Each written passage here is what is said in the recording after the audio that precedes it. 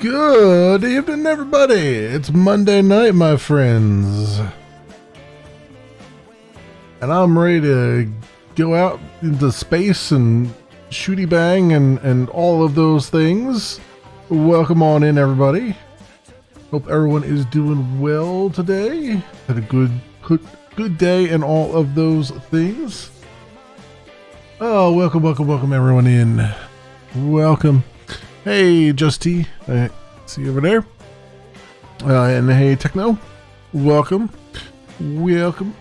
So, get into some Starfield, friends.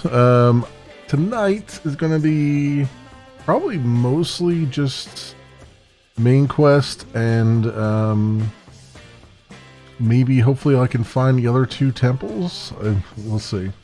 We'll see how it goes. But let's make sure the mouse doesn't leave this screen, and let's pop on in. The other thing is too, I didn't get a chance to check. The game did just have an update. So we'll see if my mods are still working or not. We'll see how it goes here.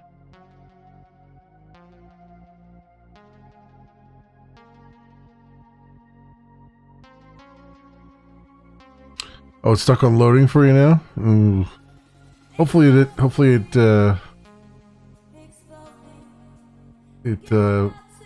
comes back for you, Tech. Alright, let's go. Let's see if it looks like maybe the HD mod's still working and the reshade's definitely still up there. So we'll see if the inventory mod's still working or if I have to reinstall it. I suspect most of those are probably still going.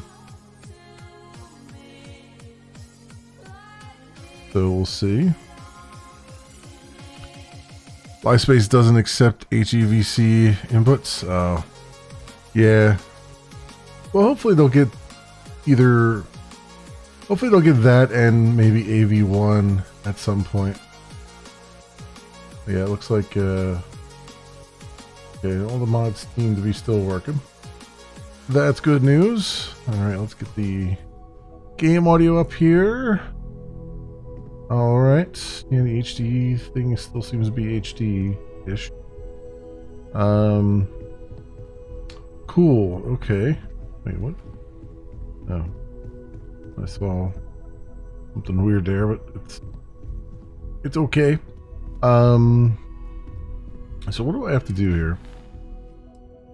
To talk to Keeper Achilles at the Sanctum Universum. Okay. Let's see what that involves. Had to reload. Yeah, I've had to do that a couple times. In fact, I had to reload the chat earlier because it wasn't going. Yeah, I only have access to HEVC as well. I don't have the AV1 stuff either. I'm only on. I don't think they've pulled the AV1 stuff down to the 2080 Ti yet. So, or if they will, even for that matter. So yeah, I feel that pain. I do feel it. That said, Starfield has kind of convinced me that I'm probably going to need to upgrade my at least to a 3080 or 3090 if I can find a 3090 somewhere. I definitely pretty sure I can't go to the 40 series because they are too large for the case that I have. And the power requirements would exceed my power supply likely. Even though I overpowered this, like I gave it a bigger power supply, I didn't really need it. It probably still wouldn't be enough. So 30 series it is. Like I got a couple things on my list. I got to get a new maybe 30 series card, and then I need to I need to make or buy a new streaming PC, because the streaming PC is my old PC. It still works. It's got a 970 in it. It still does what I needed to do, but I think the power supply is starting to go in it. Restart collected embassy. Oh, I didn't even saw that over here. I've never been over this section. And so it didn't play nice on your 3090, but you had your 3060, no issue. Okay. I'll keep that in mind as we're looking here. They are doing some performance changes. There were a couple performance changes in this patch today, and then I think the bigger patch has even more. So maybe that will help some of that stuff too.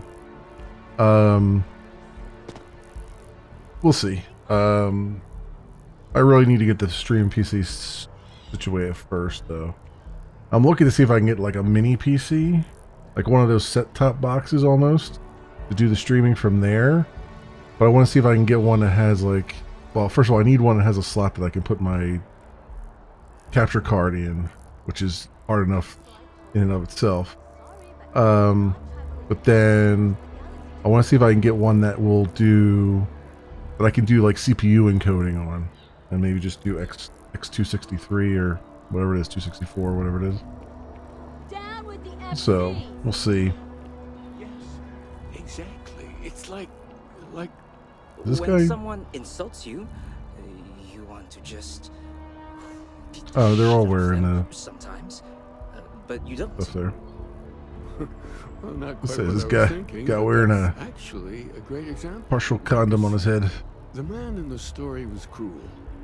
But you know why he was cruel? You must feel what he feels. Understand his pain. Accept it. And deliver it. Keeper Aquilus, can we have a moment? Oh, Mateo. It's been too long. How are your parents? Your mother still struggling with that azalea garden? No, she figured that out a while ago. Had to adjust the pH levels in the soil. But, Keeper, I didn't come to catch up. Oh. Well, what's on both your minds? We think your church is connected to a group of space weirdos. We need to talk about unity. Oh. Yeah. How humanity comes together. How we are to love each other, even as our universe becomes even Hey, more Lord. complex. Going well. Going well. How are you doing? Not exactly what we mean. Keeper, when you talk about unity, well, does it mean anything else? Something secret? Perhaps we should talk about this inside. Have you ever heard Not sure about the state of AMD encoder for OBS. I have heard mixed things about the AMD encoder with OBS. I think there's still some bugs with it, but I don't know for sure. You can upgrade to an RTX 2060 or 2060 Super while using your 550 watt power supply. They're all nuts. It's crappy. RTX 2060 or 2060 Super while using your 500. Probably, yeah. Your 550 watt power supply. Yeah, see, that's why I put, like, I didn't need to put a 1000 watt power supply in my PC, but I did anyway. Just because it just gives me more options as things go on. So I'm pretty good with that. Also, I read somewhere that it's good to not go beyond, what was it, 80% of the capacity of your power supply, because they're not really meant to be pushed that hard that long. So it's kind of like, if you stay within 80% of the maximum limit there, then you're usually pretty good or something like that. Also, you can have like power spikes when like there's high processing demand and all that stuff. Now, I don't know. Hardware has never really been my thing, which is why I do software. So take everything I say with a hefty grain of salt.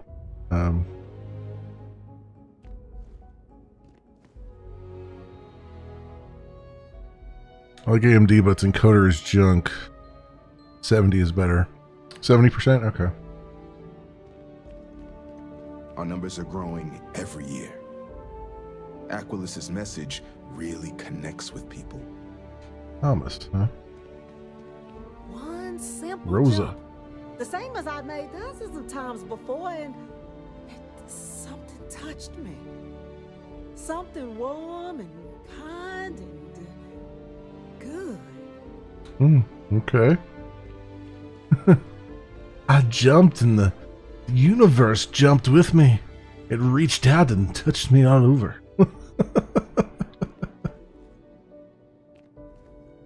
I had a spiritual experience during the grav jump.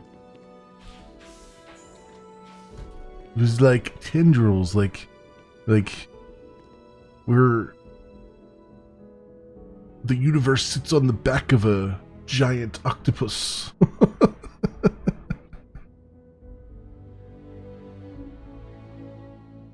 2070 is beyond your power supply capabilities. Your fuses play on high graphical settings. We play a lot of you were playing competitive games, right? And I can see if you do a lot of competitive games, the high graphic settings are a nuisance at that point. Privacy. Why don't you tell me exactly what it is that brought you two here? Because you really want you want to push as many frames as you can, and have as low latency as you can. You're doing competitive stuff, and so I can totally understand that too.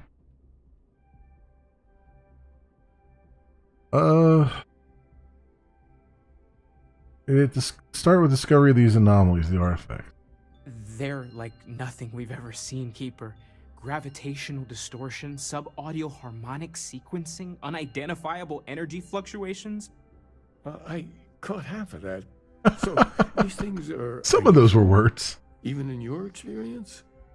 There have always been mysteries that seem to defy our understanding of the universe. Beyond rational thought, we enter life as an act of someone else's faith in us. There's no way of knowing who we will become, and yet the risk is made anyway. So you've pushed into the unknown, not knowing where it would take you. And it's brought you here. We know it's a stretch, but we hope you can help us. I think I can. If you're willing to find your way in the dark for a bit longer, I can give you a path of discovering its meaning. There's an old story, far older than the Sanctum Universum, of someone who walked the settled systems and saw every corner of it. This pilgrim claimed he found the true meaning of unity. I always thought of it as just a parable for trying to bring humanity together, but maybe it's more. All right, well, don't keep me in stitches. Tell me about it. In my story, the pilgrim met the founders of the House of Enlightenment and the enigmatic cult of the Varun. And he gave them each a part of the truth. Then he goes to his final resting place to live out the rest of his days in contemplation of infinitum addendum, his addition or contribution to the infinite. But what if the story isn't a metaphor, but a code? A way of finding the pilgrim again, or at least his grave. Infinitum addendum. That's an odd saying. Very specific. Yes, something must be there. I just can't put my finger on it. Maybe the answer will become clear when we have more. The House of Enlightenment and Varun have versions of this story. All right, well, I'll talk to them. The Enlightened work out of the well here in New Atlantis, helping the poorest citizens find a better life for themselves. Varun worshippers are more enigmatic, but there is a lone zealot that was captured recently for attacking UC ships. I visited her a couple of times. Hopefully, she'll be willing to talk to you as well. I'll stay here with the Keeper. Okay. We need to catch up. And I wouldn't mind asking him a few more questions. Sure. You stay there and chat. Oh, this is the door out. I'm like, why does that have the marker on it? Oh. That's the door outside. It's like so close there. Okay, where is House of Enlightenment?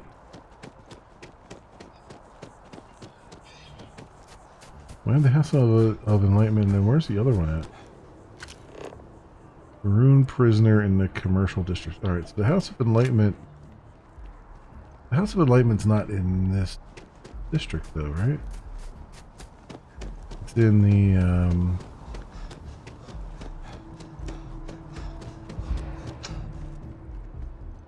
it's in the, it's also in the commercial district, right?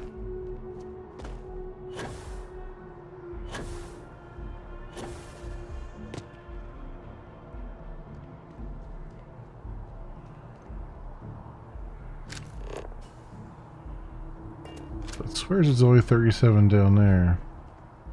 I guess there's a... Oh, okay, because we're at the train station. That's why. That would explain. Oop, that is, that is. I thought that was open. That was not open.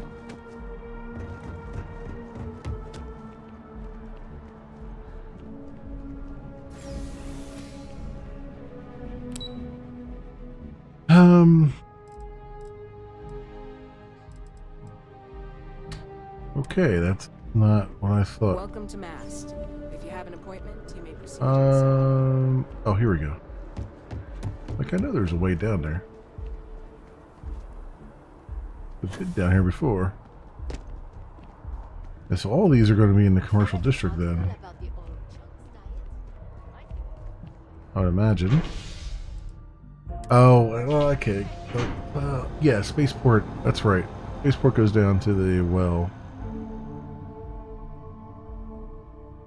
Right. Yeah, okay. I remember where it's at now. Hey, Shid. Did anyone read these revised kick rules? No. I heard that they're in the process of revising them. I did not know that they had actually done so.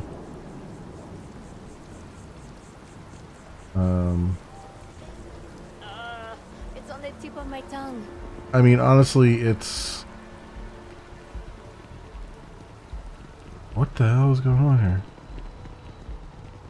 Why is everybody running?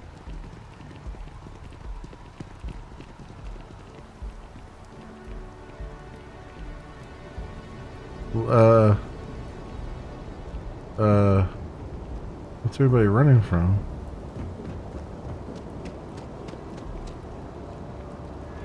You know I went to chef school.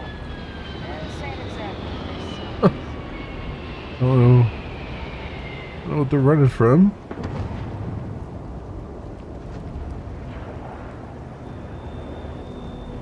Another ship over there landing, but...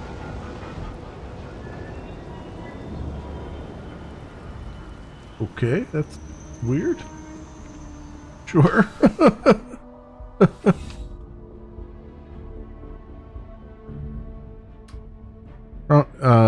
Yeah, no, I saw Dexerta was saying something about it, but I didn't know that they actually revised the rules yet. And honestly, they need more than just a rule revision. They need to actually, like, talk to the community and be like, okay, here's what we actually did. You know, besides just rewriting the rules, we're kicking some people off the platform who have proven that they can't handle themselves on here, among other things. That your ship that landed not too long ago? Sure is something. Hey, no funny stuff with that boost pack. Got enough flight traffic as it is. Mirza. A visitor? I have all the company I need. I know you've talked to Keeper Keyless about the Varun faith. He knows not the truth. He sends another to ask more incessant questions. The Great Serpent waits in the shadows. He will entwine the universe, and all but the faithful will be made as dust. That is the truth. No more, no less.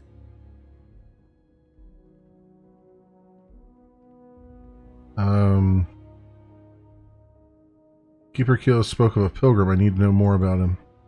Yes, I have spoken to your keeper about this. I will tell you what I told him, and then you will leave me. Jinan Varun meets the unbeliever. He gives false prophecy to Jinan. But such is Jinan's conviction in the Great Serpent, he does not hesitate. He cuts the unbeliever down. But the unbeliever returns. Jinan realizes the Great Serpent is testing him, and he will not be found wanting. 4 times they fight. Over 120 rotations of the planet they are on. Remember these 4 battles, Jinan, the unbeliever says. Remember these 120 rotations. But Jinan knows this is blasphemy, and delivers the killing blow. That is all. Alright, sure. Then we are done. Leave me. 120 years and 4 Cool battles. spacesuit. Cool spacesuit, thanks. cool dude.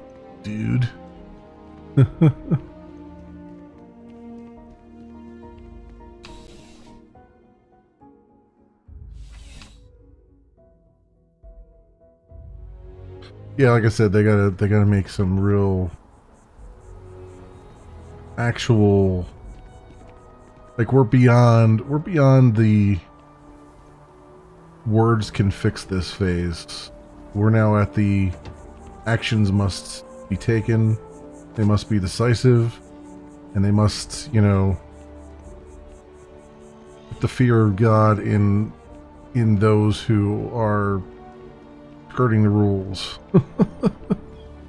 You know, like none of us went to kick wanting Twitch 2.0, and they're behaving like Twitch 2.0, where the top streamers, you know, get a tap on the shoulder and everyone else gets the boot, you know, up the ass.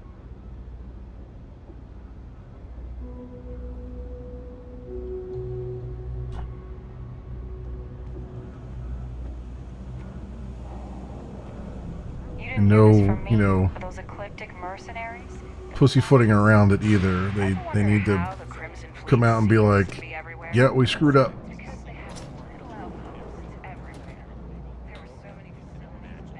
I've talked to this guy before. If it's about the financial or food assistance programs, we are backlogged. Don't worry, we're doing everything we can. Oh, you're not? Sorry. Can I help you? Keeper Kilo sent me. I need to talk about the Pilgrim. Listen, I've talked about this with him a ton of times, and there's no record of a Unity Pilgrim, but since you both insist, Hipster our priest, early yeah. records are mostly administrative. Humanitarian projects, group counseling notes, charity expenditures. But there is a series of exchanges the founding members recorded in a lot of detail. It's the closest thing I have to what Aquilus is describing. If you're gonna recite meeting notes at me, I want coffee and donuts. Let's hear it. A man walks into the first house of enlightenment. The founding members just call him the Drifter. So they think he's a so-called charity geek at norm. first, but no, the Drifter asks them a bunch of questions. If your philosophy is built on an individual's own morality, what about the second person? That second person might disagree. Isn't the problem of two what you're really looking for? And the founders respond, each individual must understand how the second person lifts them up. All of human effort is a story of cooperation pushing us forward. And it kind of goes on like that.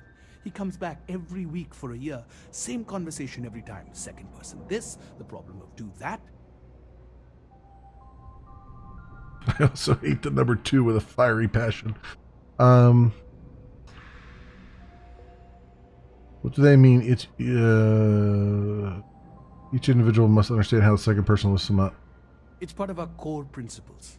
There's no God pushing us to do good for some eternal reward. We have to help each other because we choose to.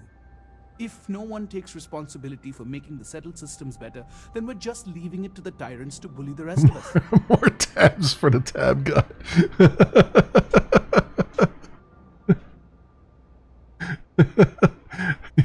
I have as many live space tabs open as I do kick. Yep. Yeah. Although I did find today, live space is a pain in the butt when you want to have multiple tabs open. You got to actually go and duplicate the tab and then click on the thing, because if you try to right click and say open a new tab, it doesn't work. It just tries to save the image, which is hopefully a little housekeeping thing they can clean up a little bit.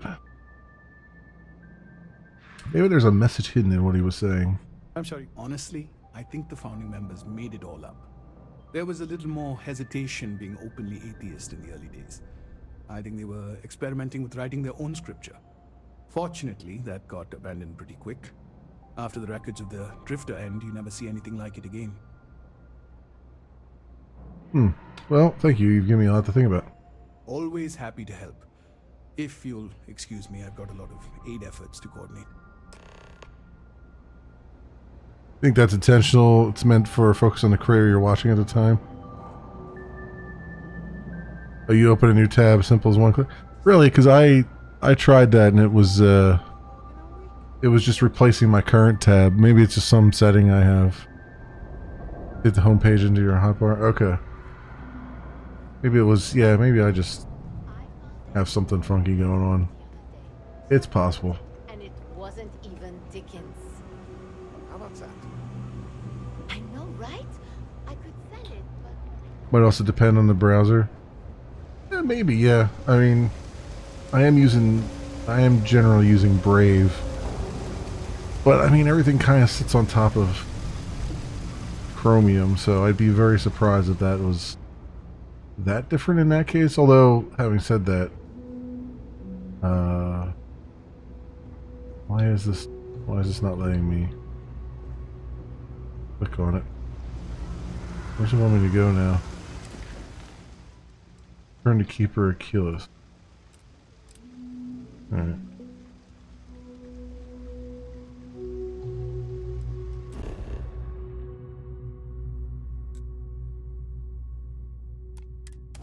I'll just return that way.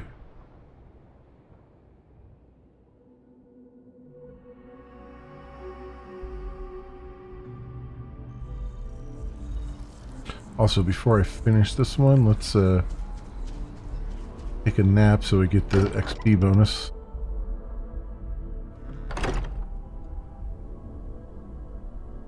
That said, I've had Brave Browser do some weird things on me. Like, Lately, a couple sites that just, like, don't work, even though I've turned off the, you know, the ad blocking and stuff.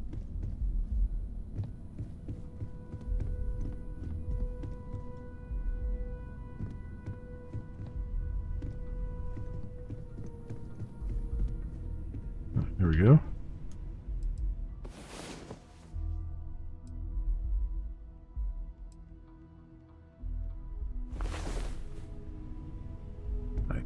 Alright, so...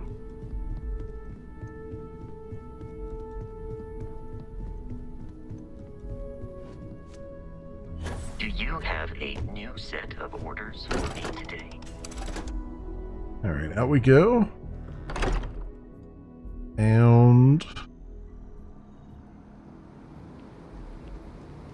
get back over to... Keeper Dude. Nice hats. Nice hats.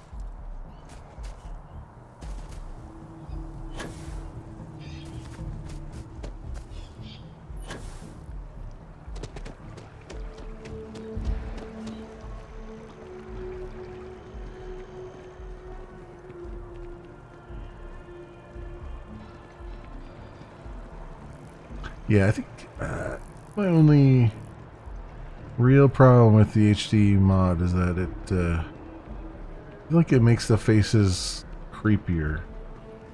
I mean, the fire looks fantastic. And the ground looks pretty damn good. Just the faces are even more plastic than they are normally.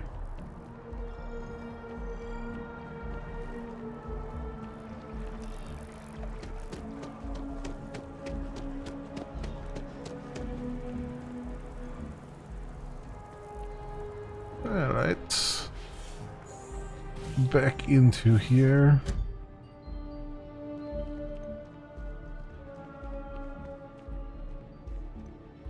Well, you're back. What did you learn? Was there something hidden in their stories, like we thought? Let's see. Someone's probably working on anime mods that don't look like anime characters. Yeah, Shin, I don't know if you've checked out Nexus mods lately for Starfield, but it's already gone well beyond that, my friend. It's already gone well beyond that. Let's just say there's some very enthusiastic modders out there about some really fringe things.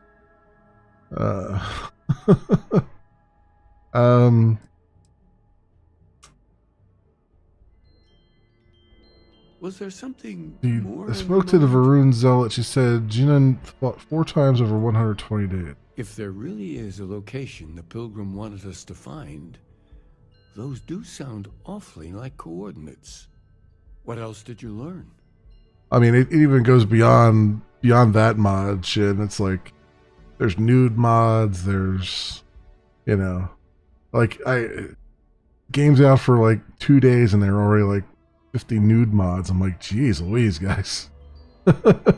like I mean, oof. Like, you know, go take a vacation for a little bit. The enlightened story used the words second and two. Planets are often named by number. That second might mean the second planet in the system. Was there anything else? In your story, the Pilgrim contemplates infinitum addendum. That must mean something. Yes. What he added to infinity. Maybe that points to a name. If we're looking for his resting place, we'd need to know the name of the star system, wouldn't we? Let's see. We have something that could be coordinates. Something that could point to a planet in the system. But what's the name of the system? Infinitum addendum. What if we break down the parts? No systems named finite or add. That just leaves in and dumb. Well, that's certainly how I feel. Indum. That's the name of a star system. Yes, that's it. The second planet in Indum. At 4 and 120. That's where you'll find the Pilgrim's resting place. And from there, maybe you'll find the true meaning of unity. Before you go, you've now spoken to many different perspectives in our universe. In a way, you'll be carrying their philosophies with you on this journey. I know you're looking for a specific unity, but if you had to guess what it was, what interpretation would you give it?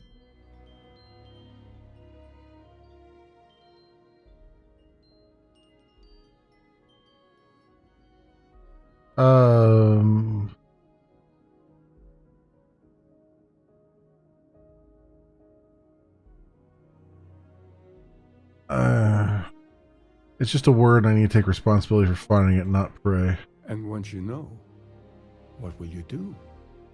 Even the most objective scientist holds the belief that observation itself will be of benefit to humanity.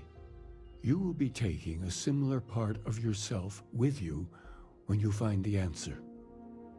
Will that not color your perception of it?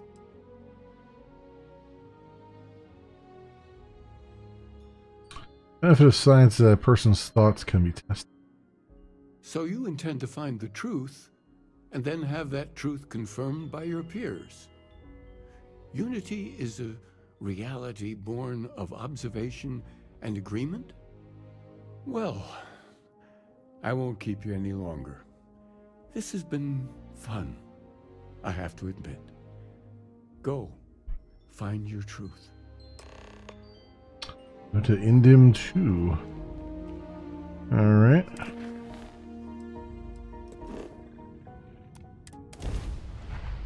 That is where we will go. Oh, did I change my ship? No, I didn't. Well, we'll fly in this ship. We'll fly in the Mantis ship.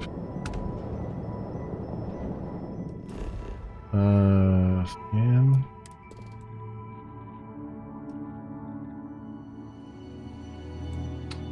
Pilgrim's Rest.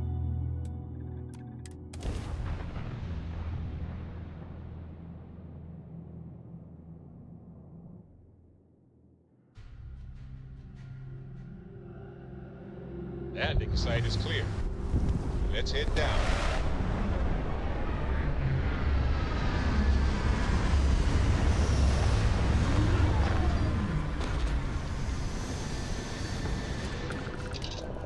Alright, out we go.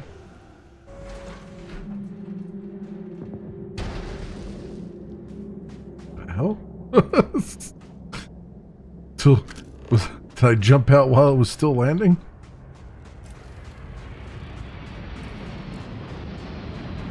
Yeah, someone else joining us over there.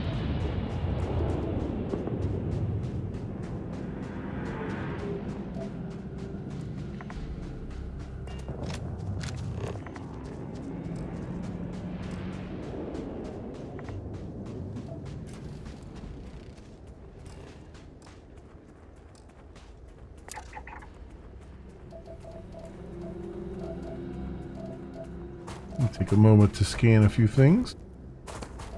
I even know it might not be worth it.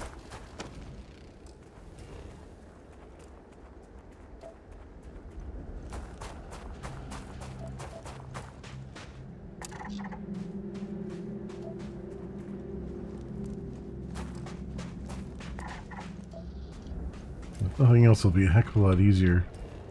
Scan things. And living stuff now. I got 30 meters on my scanner.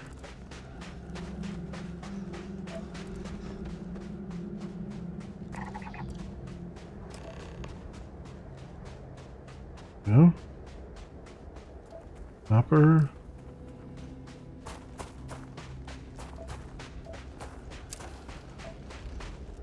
Aluminum.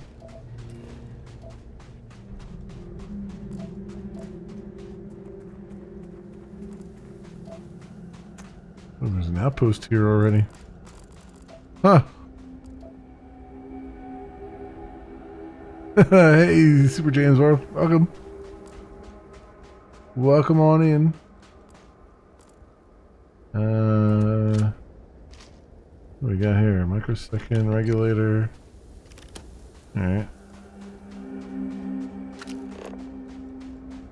There's just an outpost here.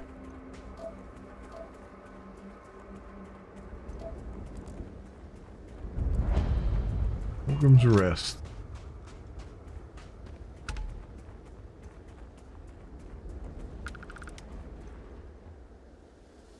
Pilgrim's Writing 2, huh? Here's the crux of my troubles. To accomplish anything, I need to work with other people. I need assistance. I need workers. I need hands. Are we work together? Or as we work together, they inevitably ask questions and I can never help talking. It starts innocently enough. They want to understand how someone who believes in science can also believe in the divine. Or they have their own misunderstanding, instilled by some borderline religious remnant. My weakness is my inability to let alone. I want them to understand, so I try, gently as I might, to nudge their minds along the right path. Then there are follow-ups and followings. The troubles that I generally care for these people. It would be so much easier if I didn't.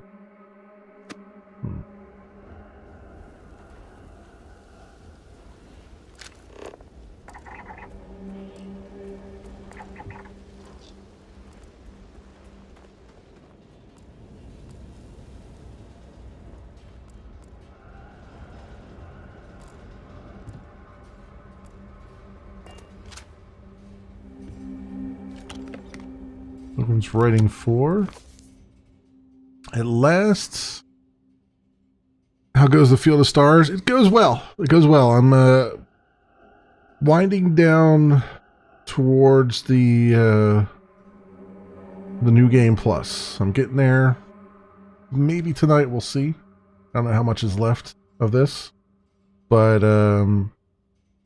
I've decided on my path of playing. What I'm going to do is, because I want to at some point like get as close to 100% of the game as I can. I know it won't be possible to really for me to do 100% playthrough, but I can do like a 99-ish or a 90%-ish playthrough. So what I'm thinking of doing is, with each new game plus, I'm going to add an additional faction on top of what I normally do. I'm going to do, the next new game plus, I'll do the Free Star Rangers again, but then I'll do maybe UC on top of that. And then new game plus 3, I'll do Free Star Rangers, UC, and then maybe, another like Ryujin or something, and just keep adding on the things as I go. So the playthroughs will get theoretically longer, but I mean, at the same time, I'm getting more powerful, so the hope is that I'll be able to kind of roll through stuff pretty quickly. At last, a bit of peace. A piece of peace? Is that anything? Is that funny? Why am I trying to be funny? Have they driven me mad at last? Is there a difference between writing to myself and talking to myself? The former certainly seems more acceptable than the latter. I recall again that my mind is my own, and that even if only it exists, that is sufficient for me to believe in everything else. The unity has restored me once more. This time I act alone. For now. Myself is a formidable opponent. I should have expected as much, but vanity is, thankfully, not among my vices. Regardless, it turns out time spent in solitude is, in my case, time with a very sick man, or whatever it is I have become. I don't like this person. No. Fun times. Fun times. If you're at Pilgrim's Point, you're still a ways away. Okay. Yeah, it's, I figured as much because I've been spending a lot of time doing side stuff. I still have a few side things I might want to, like, finish up too. Just little things here and there, but nothing too crazy. Pilgrim's Writing 3. Today, in a soft voice, my assistant asked me if there was anything above the Unity. It was all I could do to keep from shouting, and I could scarcely comprehend the misunderstanding that would lead to such a question. It was asked honestly, and I answered as best I could, but if even my closest confidant here can fail to grasp the most basic of these truths, why am I bothering to explain any of it to any of them? Every word that drops from my mouth gets gobbled up, misheard, misremembered, misunderstood, and mistranslated before I can issue the slightest clarification. People are necessary, but people are madness. I attempted to withdraw, to go off alone, to commune with Unity in my own way. They followed. Of course they followed.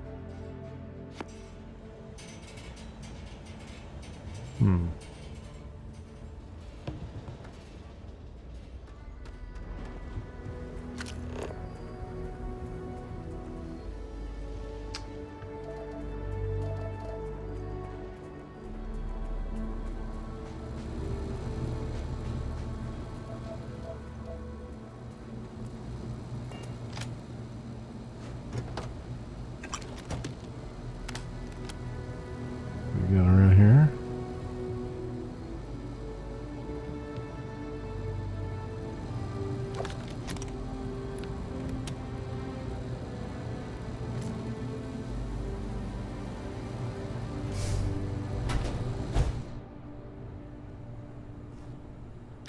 With the notebook, but I got it.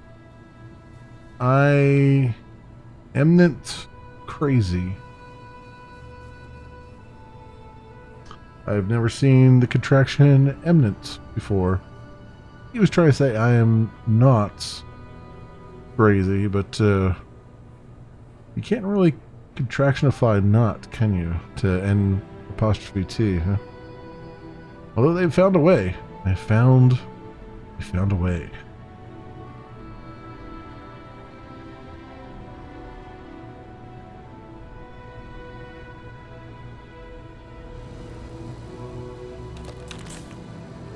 Pilgrim's writing 1. The credulous simplicity of mundane humans never ceases to amaze me. My worst instincts, the evil spirit, draw me towards a form of contempt for them, but I remember that I am privy to that which they are not. I cannot and should not judge them for a lack of vision when I know very well the blinders which obscure their sight. I once wore them myself, after all. I hope for their sake that they may someday understand, but for my sake, I wish to be left alone. People are a dream. And a drag.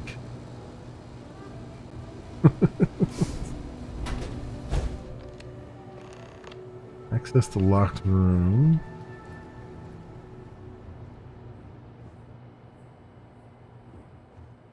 Alien stew.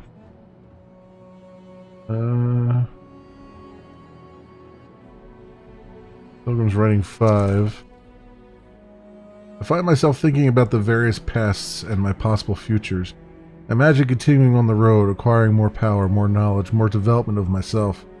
I imagine passing through once more to another world to begin the process anew. What is notable here, that road does seem gratifying. Every step is one of intrinsic reward, and I feel myself anticipating the pleasures in seeing a more contented version of myself in that future. Then, for the sake of considering all possibilities, I imagine if I took a different path.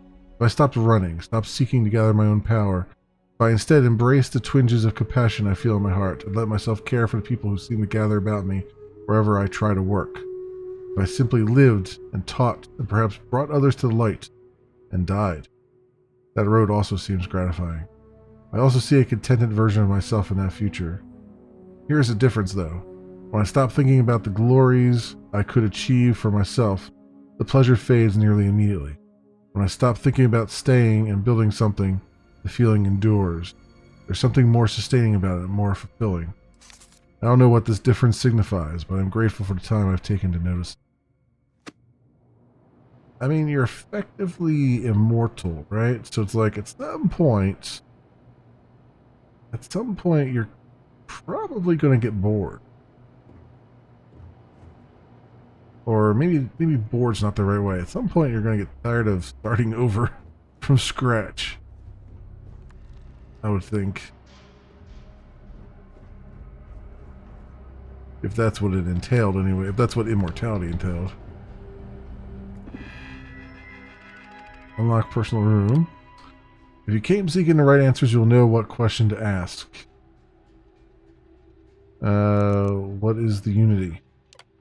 I return your question with a question. If you have read my writings, what is the burden of people?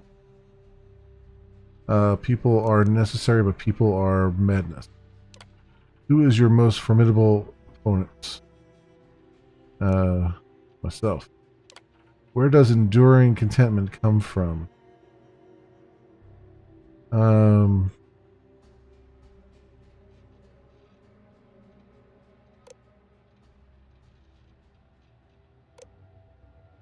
I guess in growing, becoming better, stronger? Oh, I know that.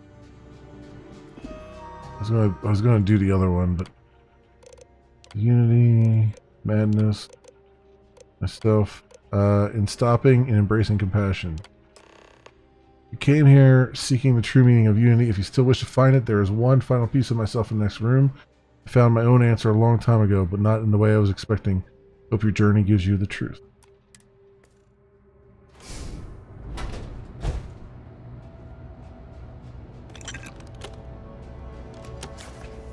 Pilgrim's final writing. I don't know what the correct answer is. I might never. Increasingly, though, I am comfortable with not knowing.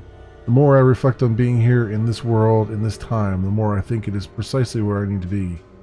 This time will be different. It won't be about me, so I won't have to run. I can actually build something with intent instead of scrambling to fix something that others create in my name. It can be something beneficial. I can be something beneficial. I'm leaving behind that other person. The world has no place for him. Let him die. Let me live to enlighten the blessed universe before me. You have found the end of my journey, but to know everything you must find its beginning. On Hylia 2, the island hides the scorpion, and the scorpion's sting hides the truth.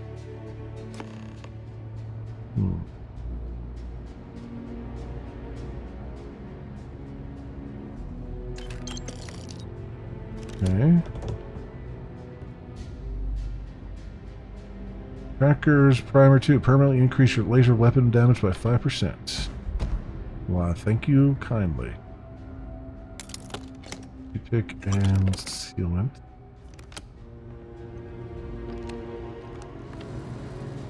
Alright, well I guess we're done here.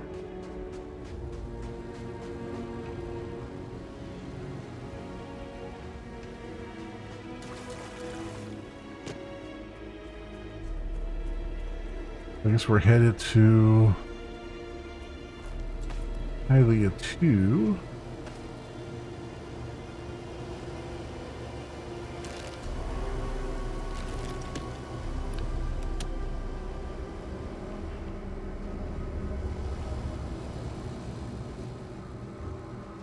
And where did the other ship go? Huh. Guess they're not around. Alright, let's go. Scorpion Sting on Hylia 2. Alright, we'll have to go as far as this. Probably should have quick save before I did that, but let's quick save here. Albatani.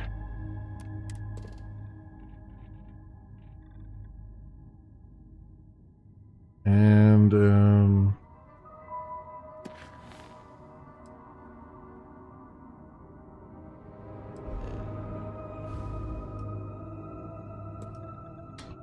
head over there now.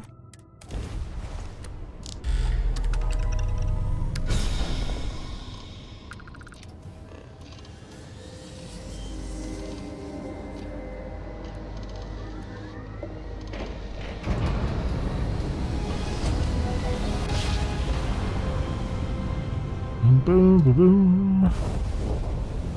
Our time. Yes! Their shields are down.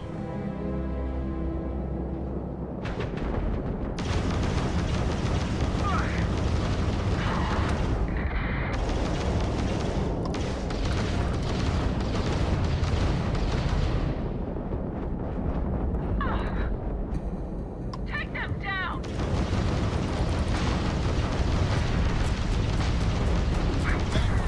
Damn.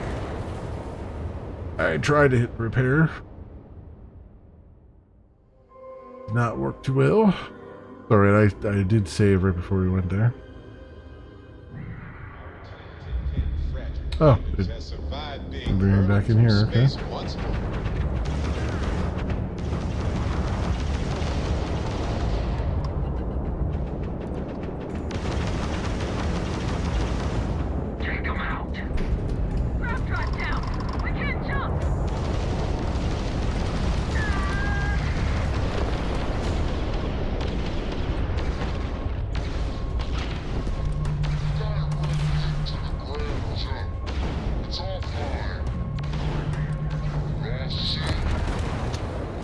Damn, man, I can't get like a word in edgewise with these bastards. Need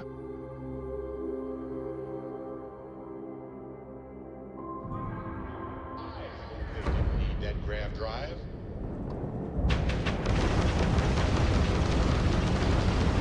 Target's engine is down. Nice. Oh, damn. That was the grab drive. Take out the hostile.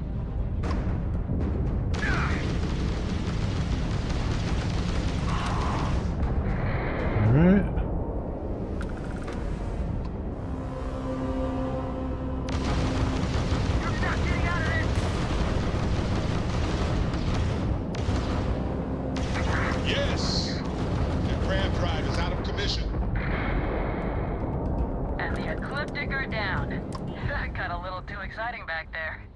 All right. My crew wants you to know how much we appreciate the help. Any way we can repay you?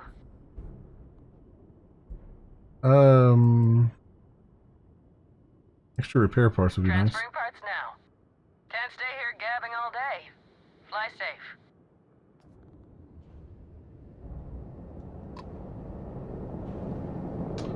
Okay.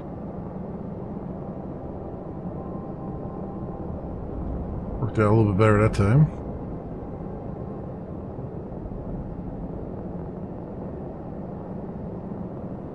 Do a save down and think about it.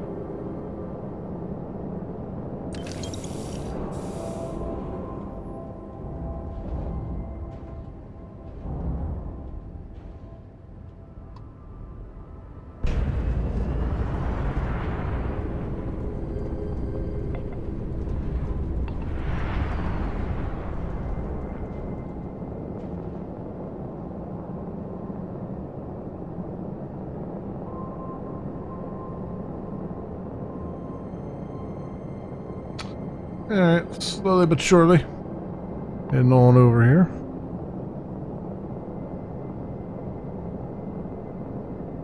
We're getting there. Energy, gimbal.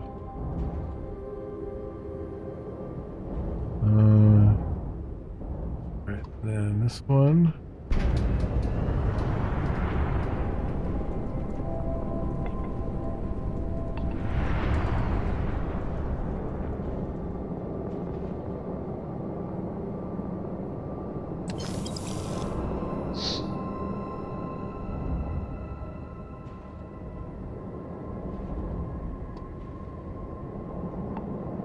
Well, one of the Freestar ones went down too.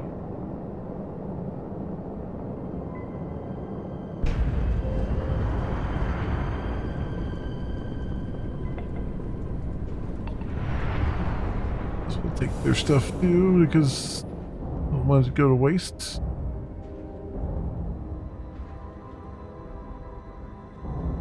And that is that. Alright. Where are we at here?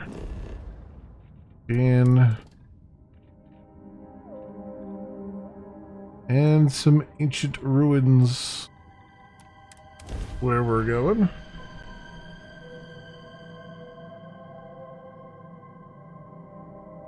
Ancient ruins.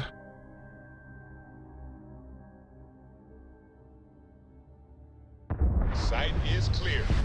Descent started.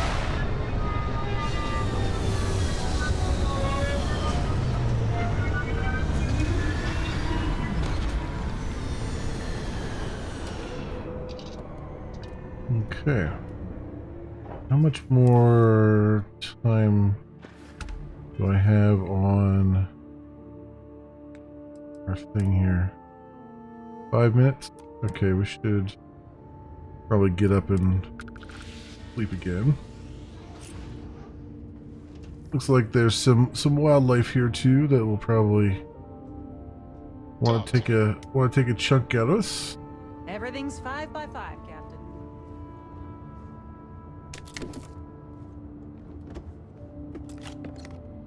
There's a med pack just sitting there. Where the hell? Oh, here it is, bed. Like, where'd they hide the bed at?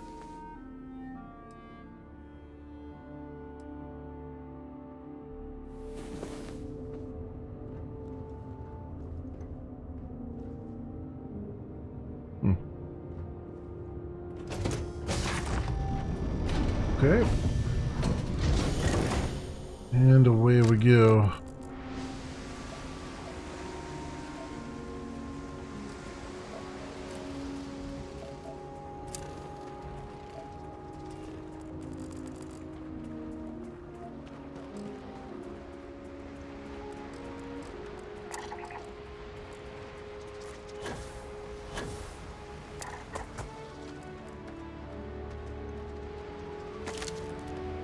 Harvest some stuff from it.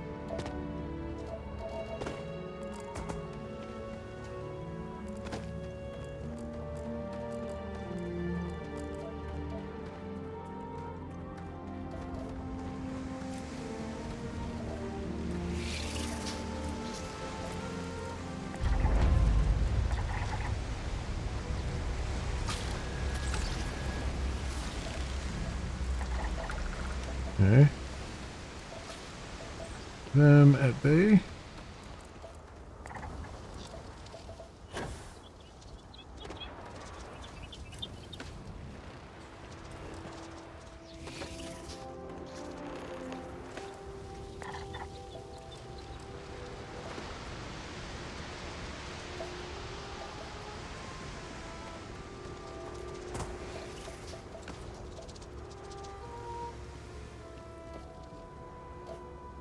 Anything else here?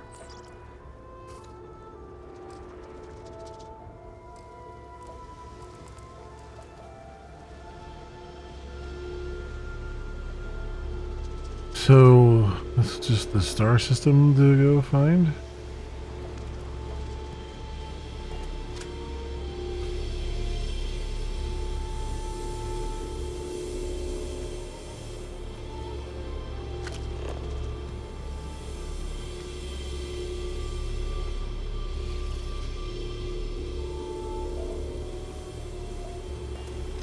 Oh, I see. Thing right here.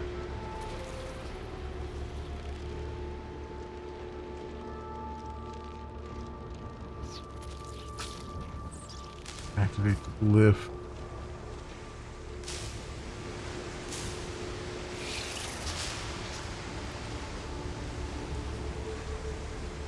Oh, do I have to trace the path? Is that what I have to do?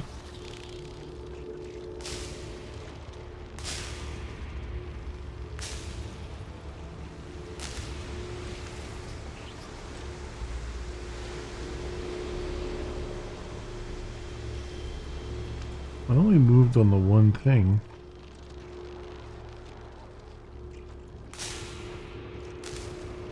Oh, I see. Okay. That's just left, right, up, and down, right?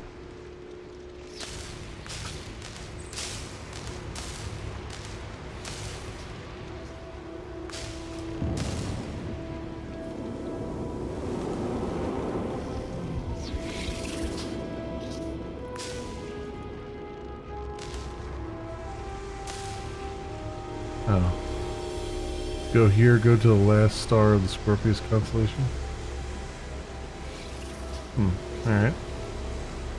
Sure. That it then?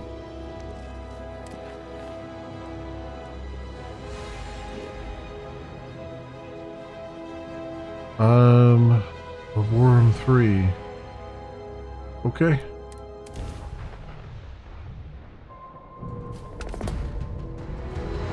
Uh-oh, looks like we got a starborn here.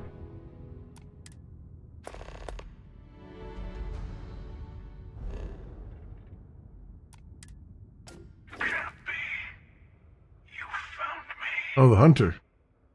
I knew I made the right choice in letting you go.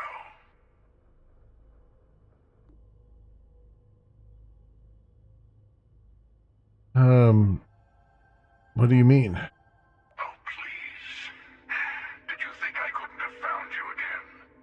Extinguished that little spark of competition for the artifacts before it grew stronger. I wanted to see what you would do. And I haven't been disappointed. Alright. The Keeper Killer sent me to find true meaning of unity. He did. Now it's all starting to make sense. You should come aboard. There's another Starborn here who is very interested in meeting you. I can speak for myself. Constellation ship, you weren't invited to this meeting, but much of our conversation has been about you. It's only fitting you should join us. I will personally guarantee your safety as long as you come in peace. And think of it as a ceasefire meeting. Your one shot at getting those answers you must desperately want.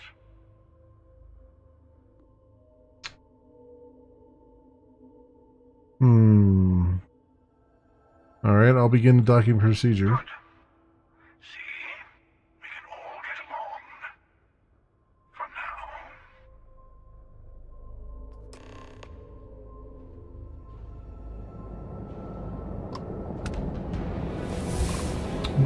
36.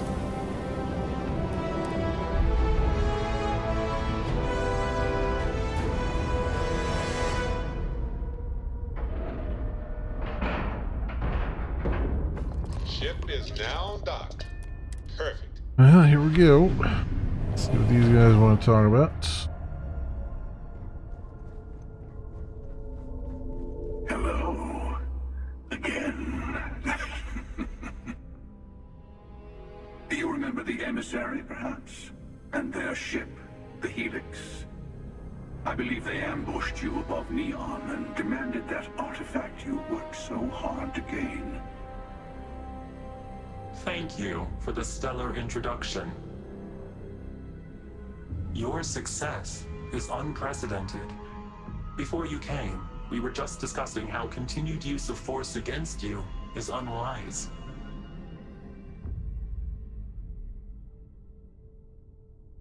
Tell me who you are, who the Starborn are. We are not a monolithic people. The Starborn are individuals. Some are united in cause. Others are in it for themselves. We are all in it for ourselves. Some of us are just more honest. The emissary threatened your ship, demanded you hand over your artifact. Hey, lady. Hey, say, lady. Welcome. We needed to warn you off. Every encounter with one of our kind could spell disaster. For whom, exactly? I say whoever can collect them should. I'm doing good. I'm doing real good. How are you doing?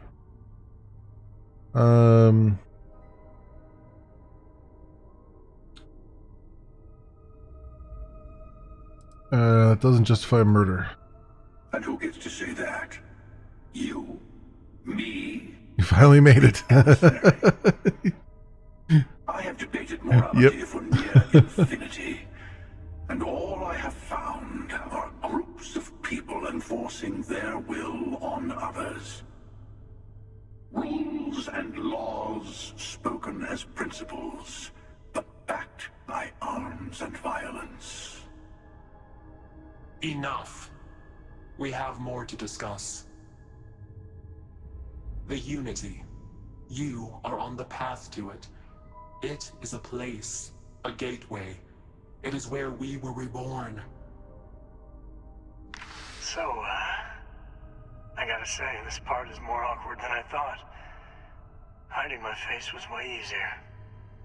Wow, that was that was a terrible effect. It's like, ugh. What the hell?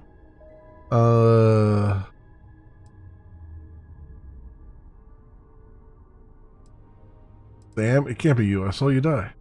I'm not who you think I am. This universe is only the first one you've been to. I've seen hundreds.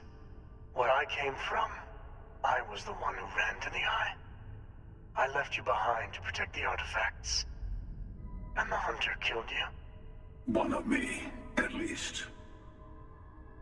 I collected the remaining artifacts, and they opened the way to the center of my universe, and the doorway to an infinite number of others. That is the Unity. When I stepped into it, I became a Starborn. It's how I've entered other worlds, including yours.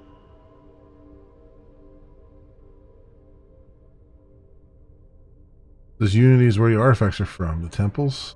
They are all connected. I need to see this Unity for myself. And that's the problem. All the artifacts are needed to complete the armillary and open the way to the Unity. In every universe, the Starborn fight over them. Innocent people die. You've witnessed the power granted by the temples. The anarchy that can be unleashed. Someone has to decide who should get them. Here it comes. The emissary tells you only the worthy should enter heaven. You're twisting what I mean. Oh, thanks for the follow, Saint Lady. As well. They use the chaos caused by the hunt for the artifacts to establish an order where they decide who's worthy. I attacked your lodge because I wanted the artifacts, and you held me off. You got away. That wasn't some morality play. You didn't survive because of righteousness. More follows for the fellow god. Won because of persistence, luck, and skill. As I have done countless times. I was also human once. The gang's here to take over, yep. What does it matter who or what I was when eternity is within your grasp? Keeper Achilles? No!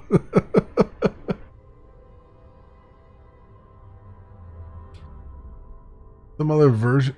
Keeper Achilles? No, some other version of the same person. You're learning. My other self wants you to walk the path he walks. To give up. To appreciate the universe you have. Easy for a person who's seen everything, done everything. I think you should see it for yourself. You've never come this far. Not in all the universes I've seen. The path to the unity is opening to you. You're going to tip the scales one way or another. Better your hand be on one of our sides.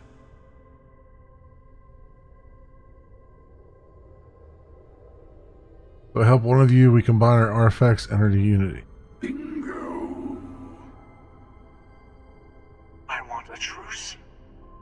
Between all three of us. I will give you some time to think over which approach to the unity is the one you want. Mine. Or the Hunters. Yes. Let's see how willing you are to live under someone else's rules. Just remember, one of us isn't trying to judge you.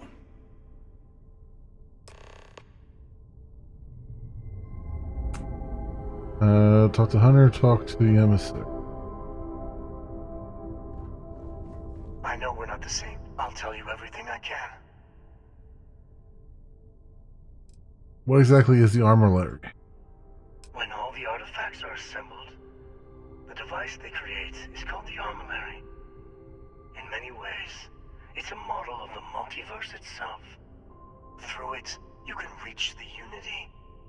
And from there, you can become Starborn. Do you try to protect the artifacts, keep them from being abused? You've seen the terror the Hunter causes. Every time a Starborn goes through the unity, they get more artifacts, find more temples, gain more power. We can't let more like him abuse these gifts to destroy whatever's in their way. Who was I in your universe? What was I like? Different. I never know who you are when I meet a new version.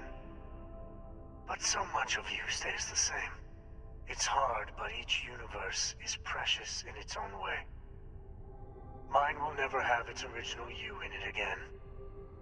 As yours won't have its real me. What happens when you enter the unity? It is not an easy experience to describe. But the unity will speak to you. Offer you the chance to become Starborn. You will be leaving this universe behind to be reborn. Everything you were before will be gone. Maybe that's why it offers the choice. Compassion? Or is it testing us? Okay.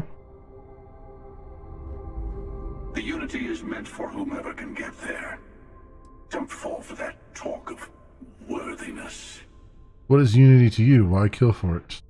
Whoever created the artifacts and built those temples is playing a game with us. One whose prize is access to the center of all creation. There are no rules. Whoever gets all the pieces wins. And I've won. Over and over. I don't kill for the unity. I find the easiest pathway to it.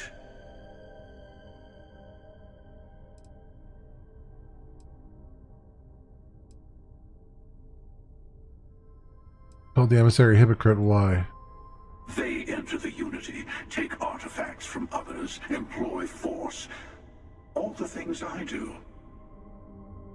I am many things, but I would never tell anyone what to do with their gifts. That is your decision, not someone else's.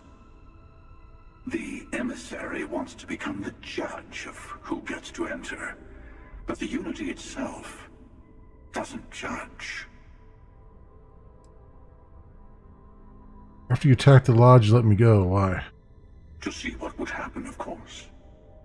You might not understand just how many times I've done this. Usually, you're the one who ends up dead, and whoever cries over your body goes on to become the emissary. Sometimes I manage to get you all bunched up and take care of the problem in one go. Sometimes the emissary has gotten to me first, and I never arrive. Hundreds and hundreds of variations of me, packing through Constellation. And it's almost never you. You making it to your ship on your own. It's new.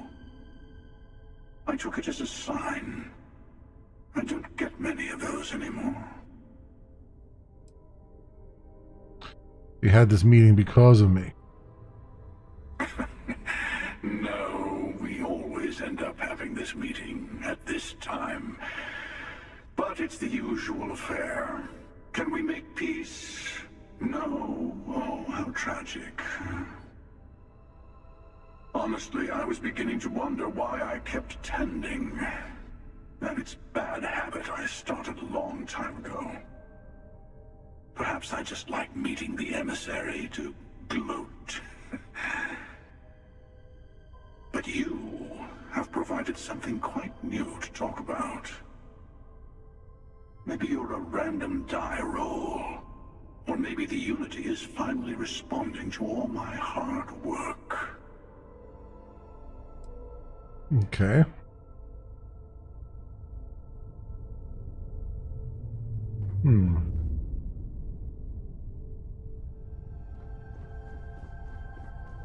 Before you leave, I want to give you something. A way to another artifact, but also a lesson in how dangerous they can be. Seek the moon of old Earth. There are secrets there you must discover for yourself. Here. To open the way. You're Starborn short like you must see for yourself nonsense.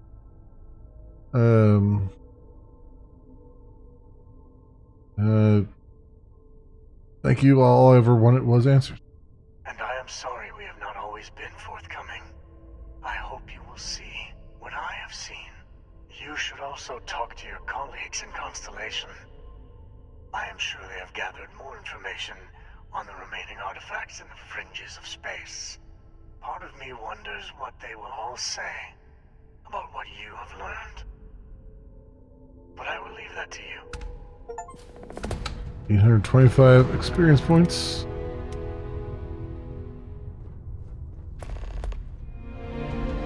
Alright. Moonbase key added. Alright.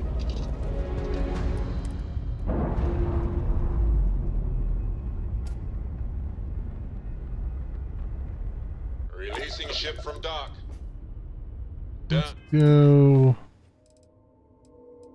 to Nova Galactic Research Station. Necessary to give me a key to a base on Luna, Earth's moon. I mean, I've been on the moon a couple times, and I guess this is now. I was at the Apollo landing site, so I guess that's why I didn't find this other one. Looks clear. Initiate landing sequence.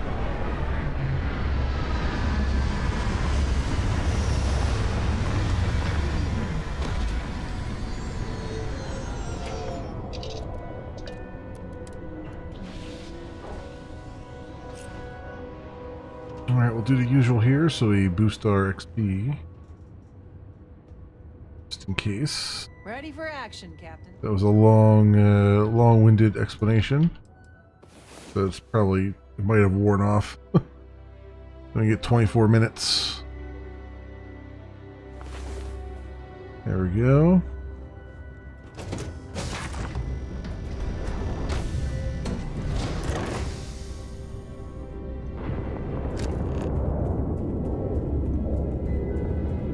Let's find Helium-3 around here somewhere. Oh, there's a starborn landing too. Nearby.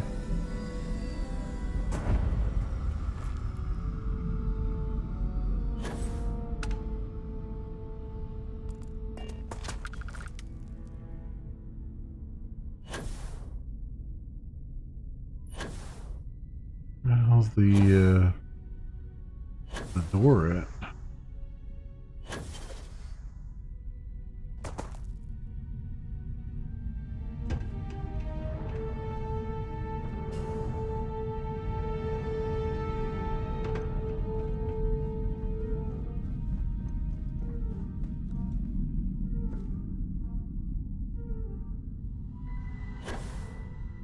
Why is it that I always have problems? This has got to be it. This is an airlock here, right?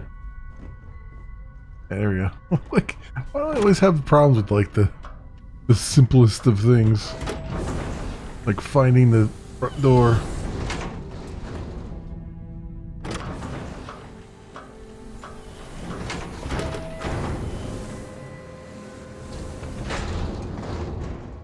Okay.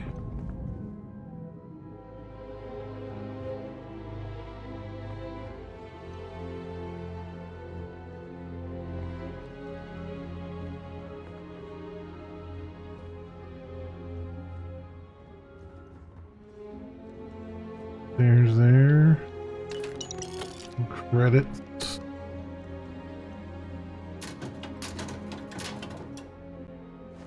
Lab outfit. Well, unfortunately, they did patch out my favorite place, and that was the Fleet 3. Voltaire really is something else. A supercomputer so powerful they put it on the damn moon to keep it cool. Although by that logic they should be running it purely in the vacuum of space. But hey, good marketing material. I've been spending some off hours running some dumb simulations just because I can. My favorite so far is simulating the sound of every duck on Earth quacking after receiving a piece of bread. You didn't know you wanted a real-time sim of feeding all the ducks, but now you have it. You're welcome, humanity. Actually, he's wrong. You wouldn't want to put your... If you want to cool your computer down, you wouldn't put it in a vacuum, because a vacuum is an insulator, not a conductor. You want it... If anything, you want to dump it in the ocean and let it evaporate, all the heat evaporate out to some liquid. So suck it, writers of Starfield. Think you're so smart. Nova Galactic Project Log, Principal Engineer Lang Shu. Voltaire is being reconfigured for this new initiative. The math we're being asked to crunch is ambitious, even for a supercomputer. We might as well be asking it to count every grain of sand in every desert on Earth. Who came up with these original equations? Our partner isn't being very open about it. Every question I have goes through some discretionary channel. I'm surprised we even know we're working on a ship. Okay. We're working on a ship. Oh, did they create the starborn ships? That'd be interesting. Science crates. Let's go here. Sci-fi writers have no sense of reference. Part whatever. Yeah, exactly. Exactly.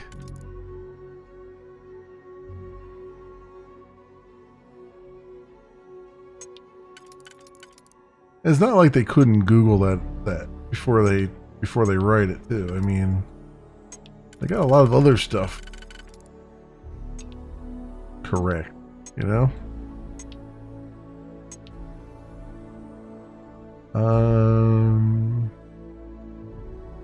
You just slot whatever one. Here we go.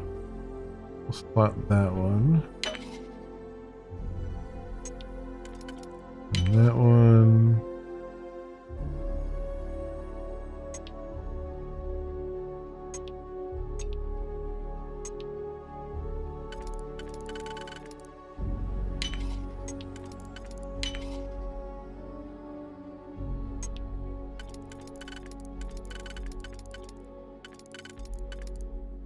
We have that. And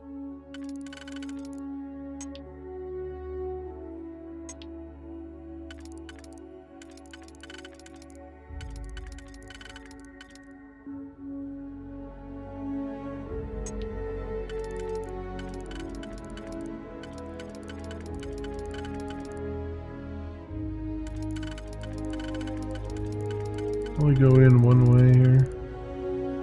It only goes in one way.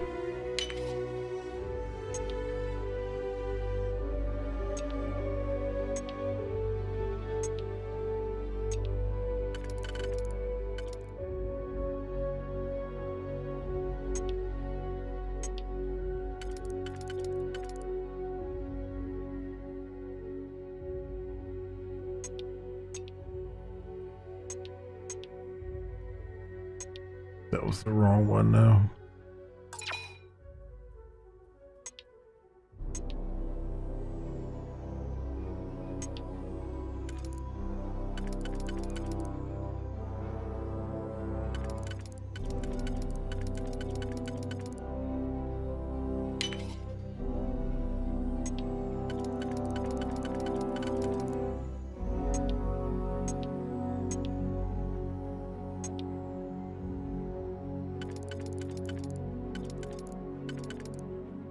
That's 3. And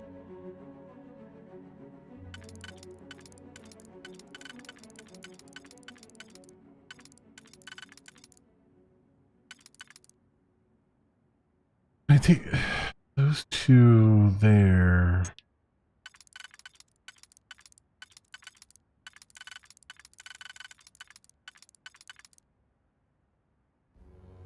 That one only works that way.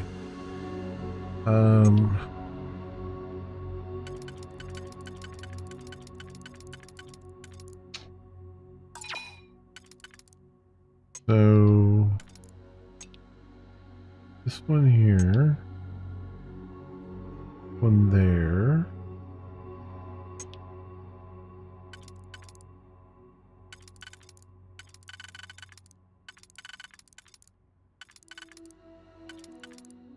That can only go that way. But that might be just a red herring anyway. This one.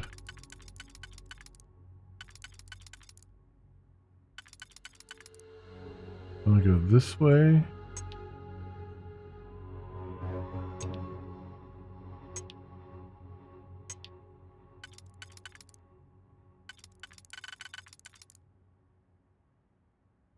Maybe that one.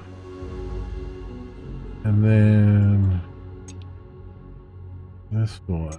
Yeah. That one. And this one. There we go. Now we're talking. That and then that. Oh, that took a lot longer than it could have. Alright. Science crates.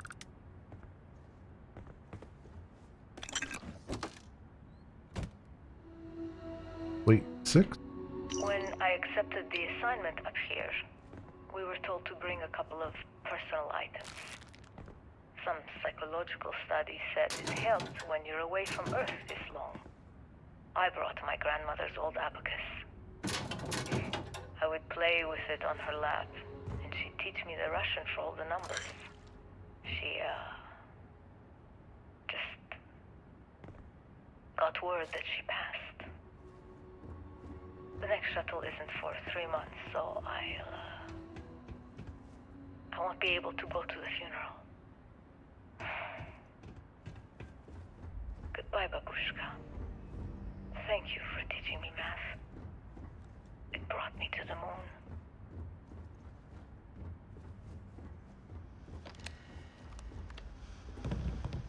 moon. Okay.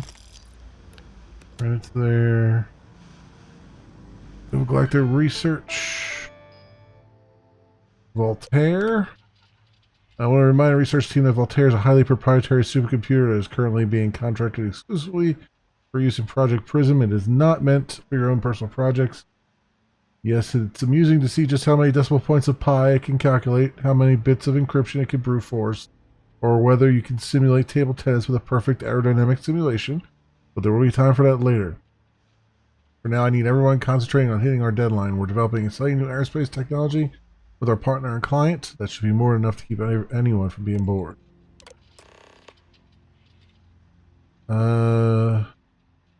Project Prism launch. We're happy to announce the first test launch of Project Prism will be held today. I would like everyone to suit up and join us on the roof at 9 Eastern Daylight Time.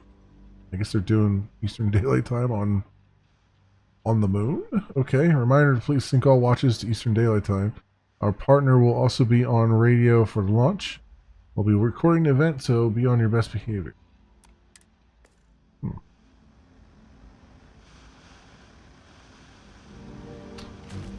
Syntha meat turkey there, too.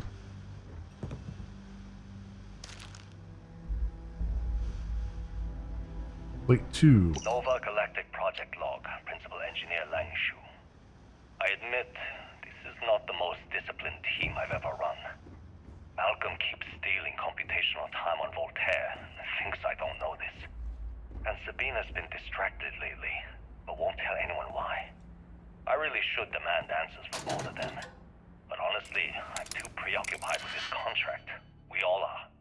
Despite anything going on in our personal lives, there's something special about what we're building here.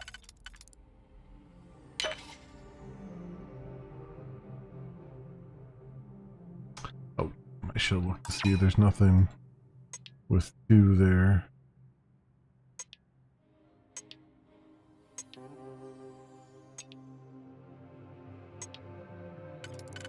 Or nothing with 3 there, I mean.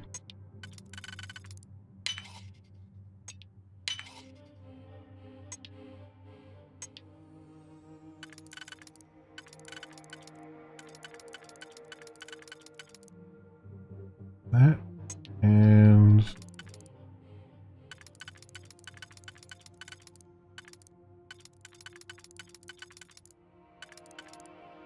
there's that.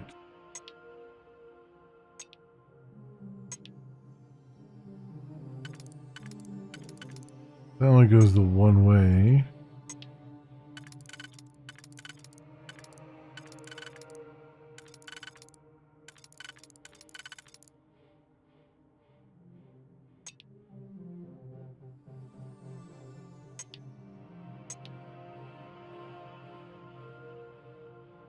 Let's do that. And do that. Yeah. Right, bed pack and stuff.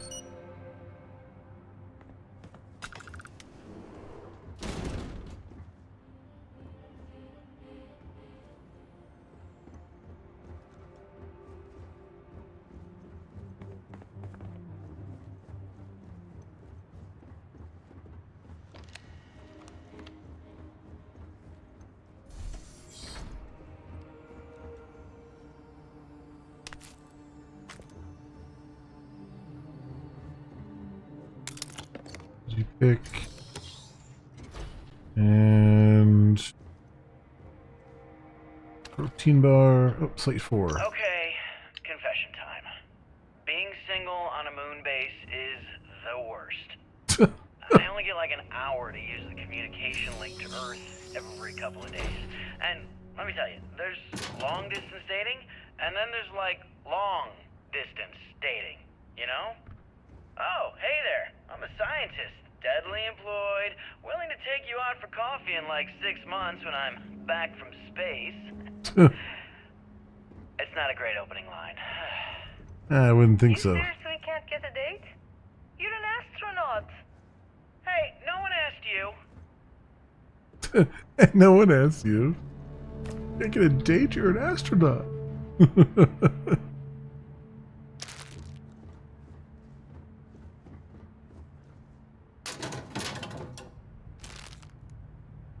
Got a battle meal pack there.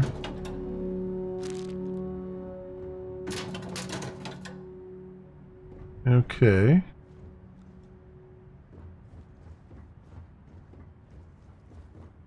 Oh, here's another one. You ever get jealous? You know, the crew in the shipyard? Building the actual vessels that are gonna travel the stars? We're literally on a base on the moon. Oh, come on, Sabina. I'm trying to share my dreams here. Well, your dreams are always out there and never here where the rest of us live. Can't you just be happy doing your job? Where's the fun in that?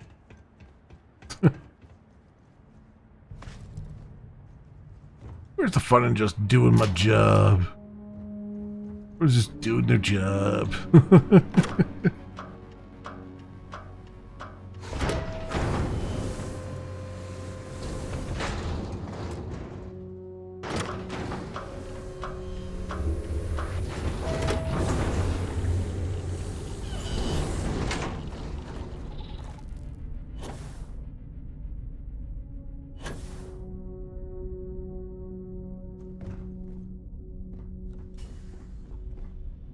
Engine spin-up time almost complete. Total time 5 minutes 22 seconds. Right on schedule. How are the helium-3 valves holding, Nova? We double-checked the leakage concerns this morning before the launch. All signs green. Any changes to the calculation sequence from Voltaire? No changes since we uploaded the last figures yesterday. It's a clean shot from here to Jupiter. One day the computer will be on board the spaceship. Just imagine that. One miracle of science at a time, Canaveral. Counting down in 5, 4, 3, 2, 1.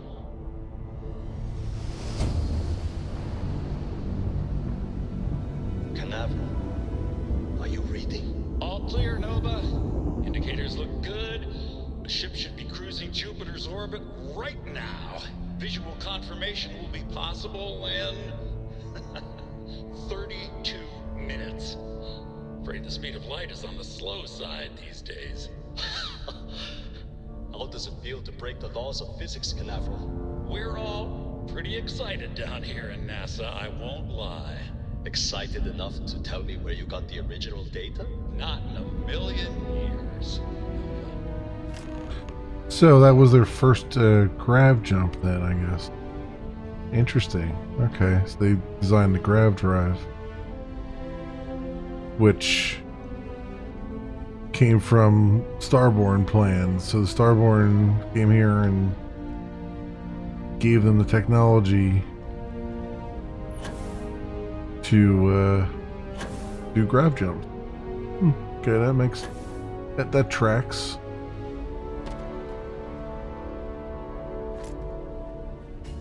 That track. What doesn't track is the fact that I even heard that message. Given that there's no atmosphere here for me for sound to travel, but you know, I'll just shut up and enjoy the sci-fi. Also, what the hell is that over there? I mean, you got a Starborn to contend with, but what the hell is that?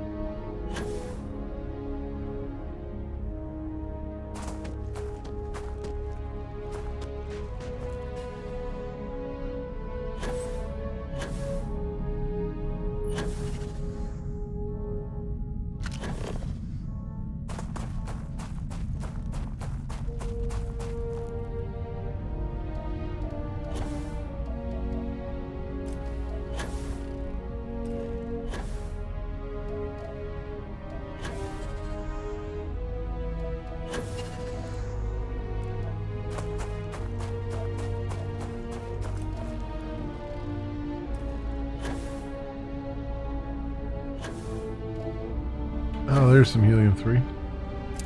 There we go, finally. We've surveyed the surface. Luna entirely.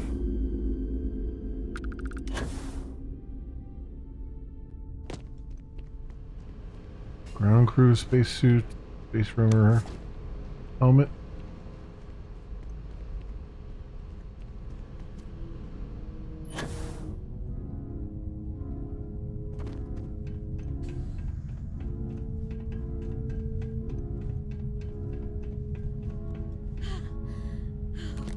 Glad we got back inside. Zoologist. You think they're still out there? No one would be that stupid. The device was ready to blow. Probably found cover elsewhere. Search for the missing scientist? The hell?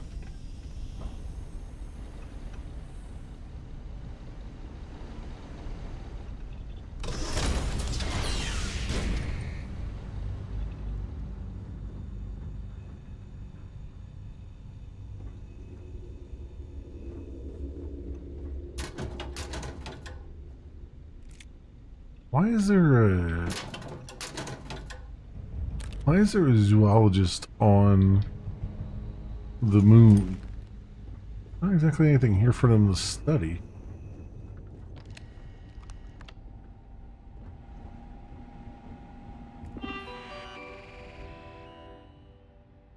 Generators exceed maximum power threshold, system failure imminent.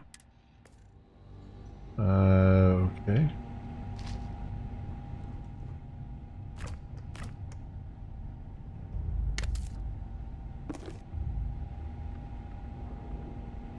If the generator blows, it blows. It's not worth it.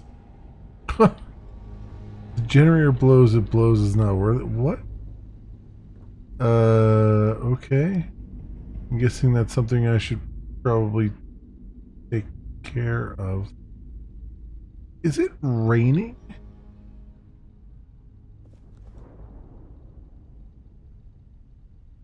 How could it be raining if there's no atmosphere?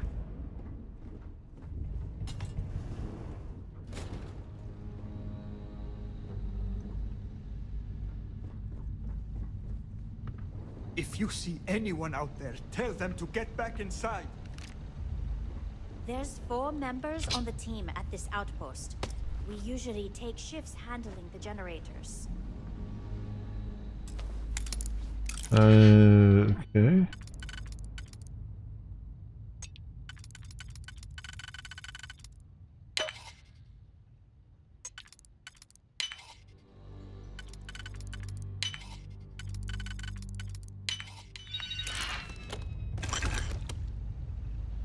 All that, and We get some bad storms around here from time to time, but right now, I'm more worried about our power situation. A lot of our systems are outdated. We really need an upgrade to the whole infrastructure.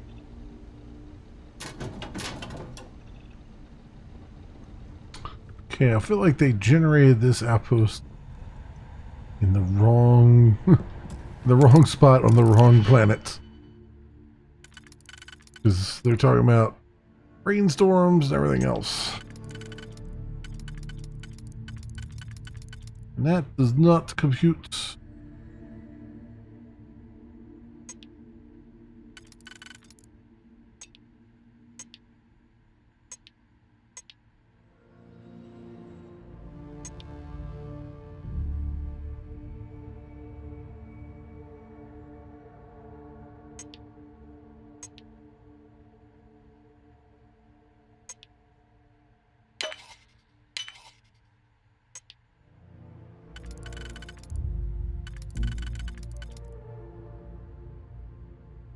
That and that.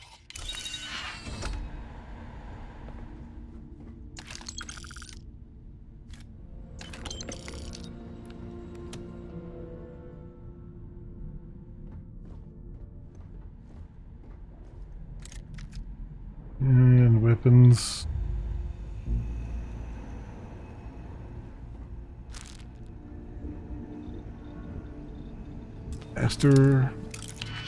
master safe here.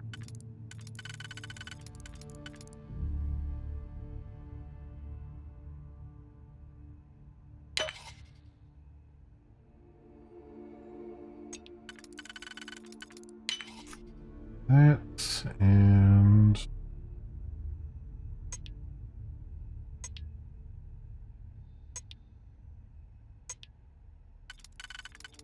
two.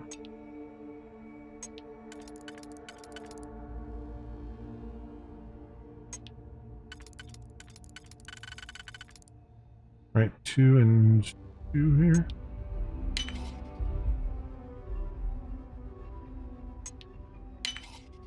That.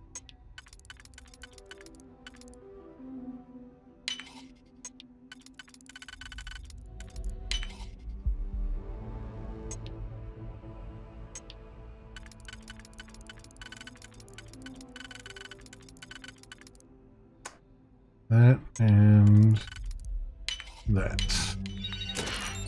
Titanium modified maelstrom. Okay. Got it.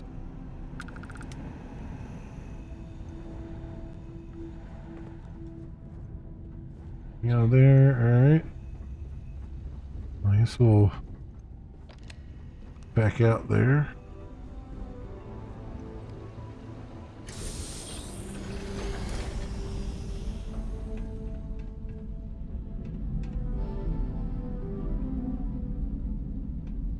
And so where's the generator at? I'm supposed to why is there lightning? It's just hilarious.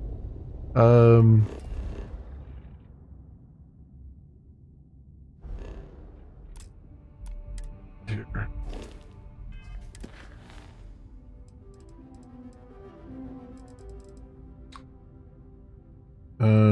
Is it this?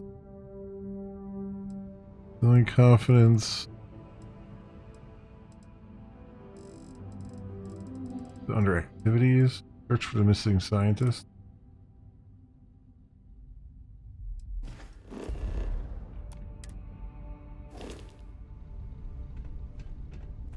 It was right down here. Found the missing scientist. Hey, you mind lending me a hand here? I could really use your help. Tell me what you need. Alright, so this generator is overheating, and worse, it's sucking up geothermal energy from underneath us. I'm working on a fix, but while I'm doing this, I need someone to head over to the station terminal and divert power to the other units. I've just routed power to the terminal, so it should be online. All you need to do is balance the power distribution. Just shift the power so all 3 generators are all equal to 60%. That'll ensure no one generator gets too much juice. Okay, I gotta go all the way back up top again, huh? Sure.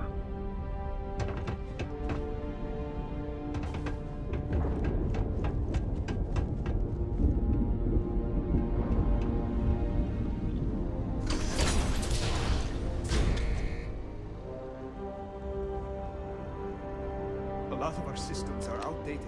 We really... Okay. So, everything needs to be 60. So, generator A to C, generator B to A.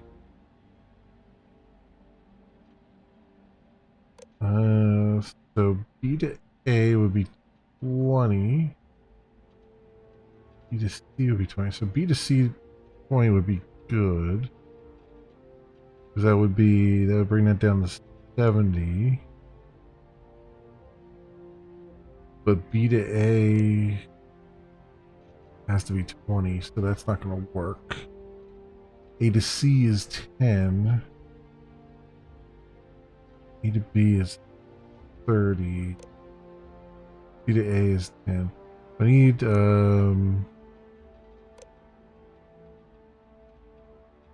B to C is 20.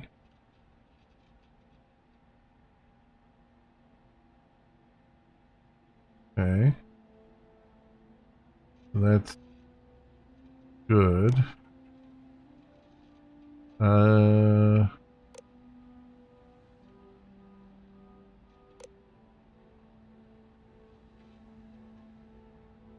B to C is 20. I really just need B to A with 10, but the C to A 10.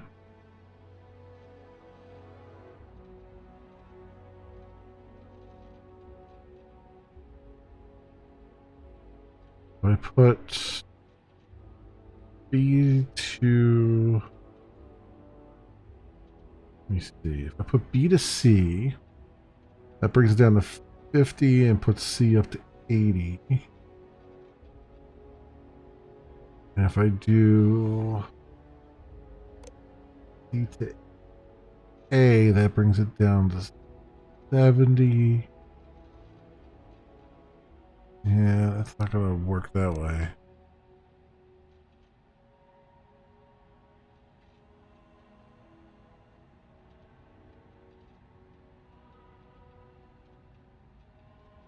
So B to A with 20, but A to B takes 30.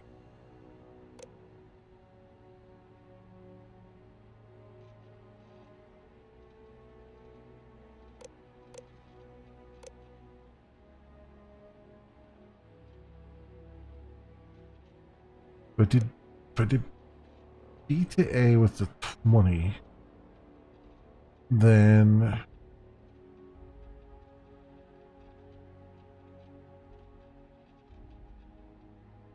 that would put that down to 50, and that one would go up to 70. Basically swapping the 50 and the 70. And then A to B is 30.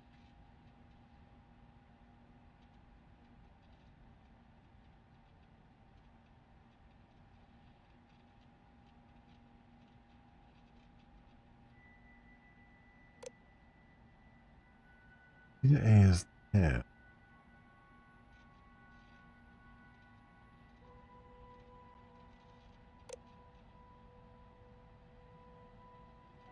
B to A of 20.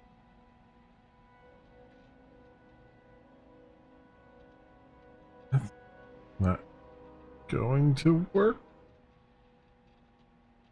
Do B to C of 20. That would be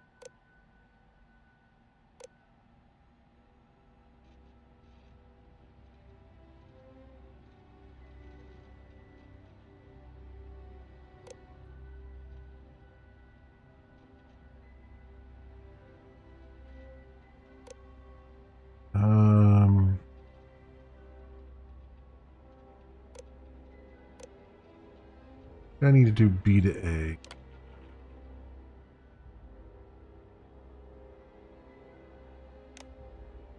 And then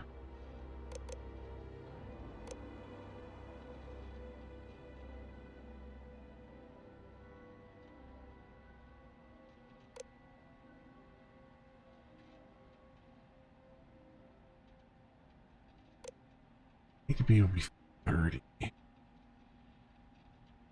30. So B, A will be another 20.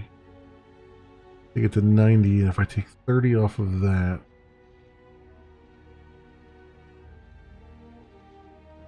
the generator B would go to 60. But it would be, yeah, no, that would be correct.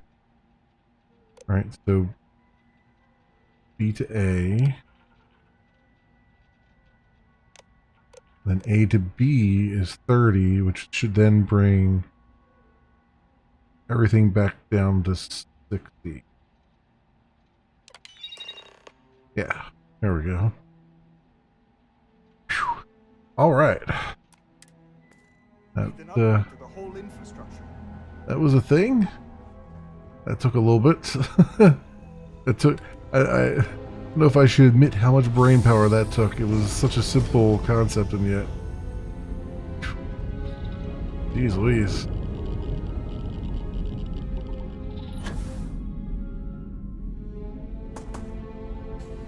Thanks for the help. Looks like the generator stabilized. Bluetooth helmet speakers. Yep.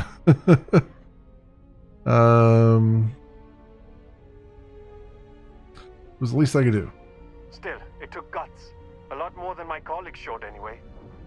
Here, take this. It's not much, but I feel raw about letting you go empty-handed.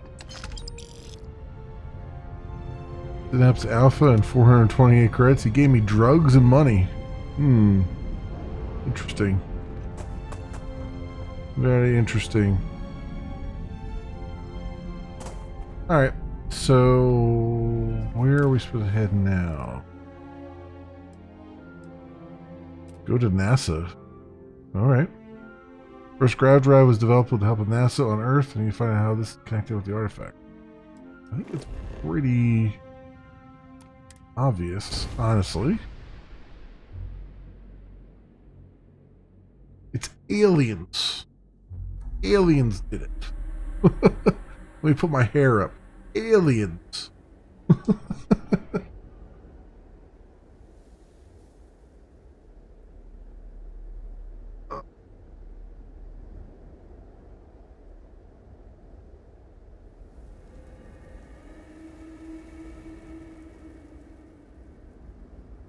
In this case, Starboard, who I guess technically aren't aliens.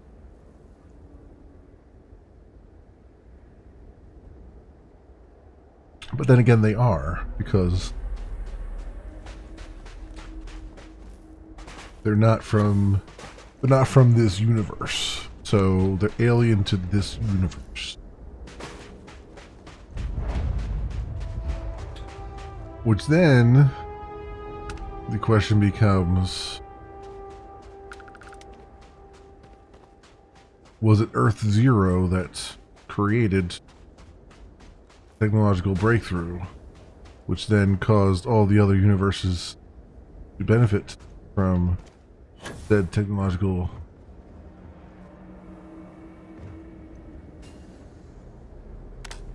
breakthrough? Okay, there's got to be a... Well, there's an elevator here, but I doubt it'll work.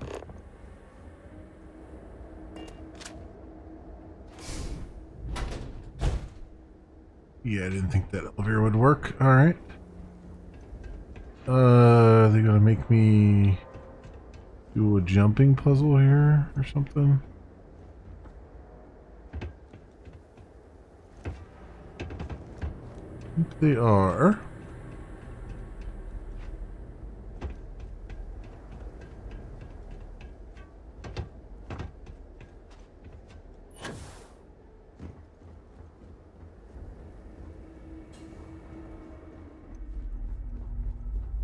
So much sand.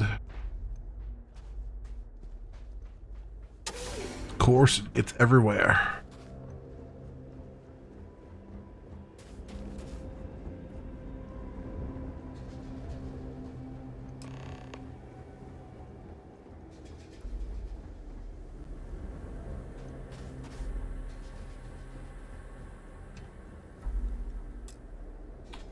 Power required.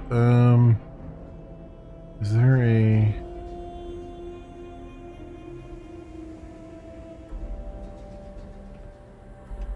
We gotta follow the power conduits here.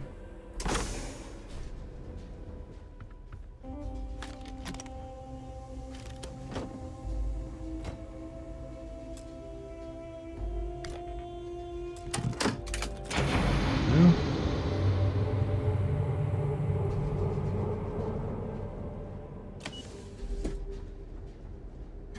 All right, up we go. Up we go.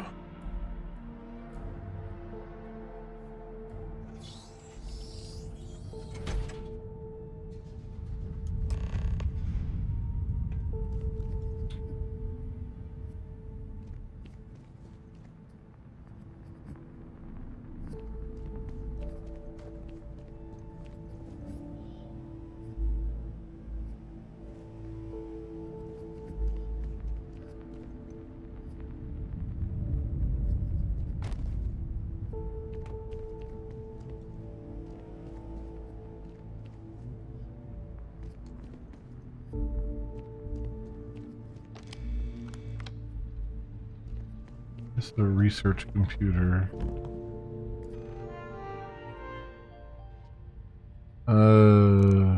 Station logs. Archives damage, running system recovery, partial archives retrieved. Delivery from Mars. Station log. Dr. Judith Tatian. The recent delivery from Mars is unsettling. I was expecting rock samples or maybe fossils of microbial life. Instead, Dr. Victor Isa comes with 2 members of the military. Everything they brought back is under wraps. What could a theoretical physicist need with a sample from Mars? They found the monolith. Blah, blah, blah. Blah, blah. Dr. Judith Tatian. I've been trying to cozy up to Dr. Isa, Victor, to see what is going on. His team has completely commandeered one of the labs with those 2 military handlers, checking who comes in and out. I joked that maybe he found a little gray man and was doing an autopsy, and he grew very pale. 2 days later, he sends me a request asking for more information on my background in materials science, metallurgical engineering. Oh, we have a meeting tomorrow. I think I'm being invited into the lab. Station log. Dr. Judith Tatian. I have never been so nervous since I defended my dissertation. 4 hours talking to Victor and his team about theoretical metals, atomic bonding, even a half-hour divergence into magnetism that I'm pretty sure was just to throw me off the trail of what we were actually talking about. Then, I got to see the lab. I don't know how much I should say, but the periodic table just got thrown out the window. Okay.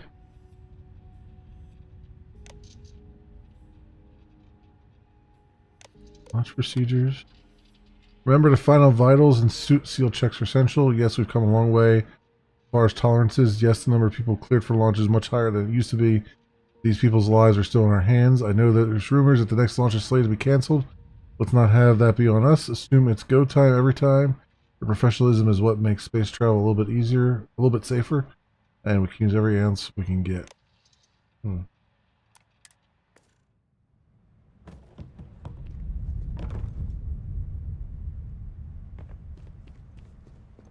They found. So I was joking about the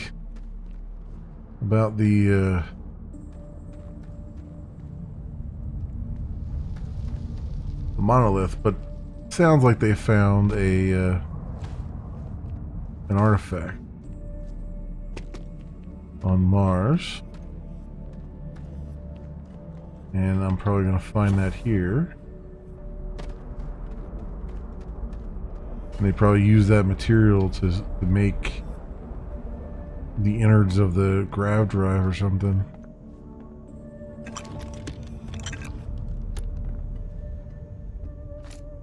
Relay. Yeah, everything.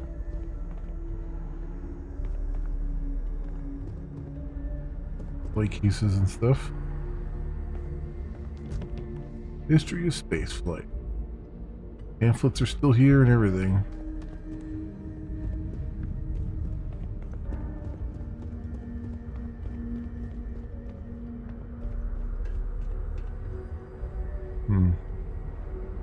Everything came crashing down.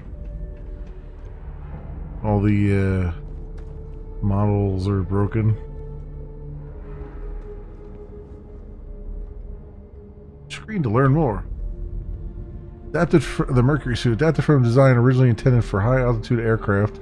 Mercury spacesuit would undergo several modifications to deal with pressure, oxygen, and thermal considerations. Even though the cabin of the Mercury spacecraft itself protected against the rigors of space travel, redundancy has always been key. In the event that the cabin were to depressurize and expose astronauts to the vacuum of space, their Mercury spacesuits would be able to offer a critical extra layer of defense.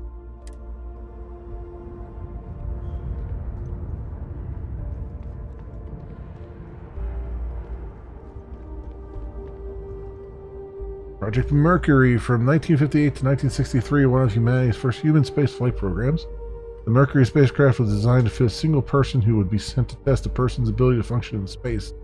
6 flights in total were launched, the earliest being a 15-minute suborbital flight, the last being over 34 hours and 22 complete orbit.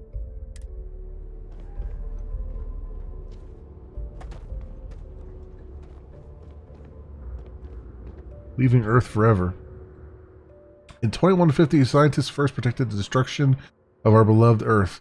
Atmospheric phenomena would cause breathable air to sputter outside of Earth's gravity, dooming all life that remained. An estimated 50 years until the end has given NASA and other space agencies around the world the opportunity to migrate humanity away from certain death and into the stars. Thanks in part to the development of the grav drive, humanity will live on. So that's what I was wondering, is like, why did Earth atmosphere boil off? And it sounds like something happened to, I guess,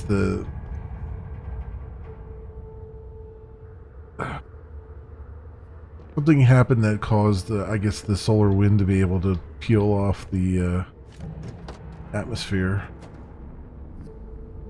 little by little. Mirror program, okay. I mean, we do, like, even under normal conditions, we do lose a little bit of atmosphere, but not enough to be, you know, a problem.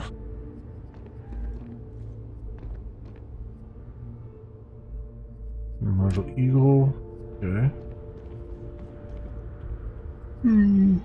Hey, Yurta, welcome.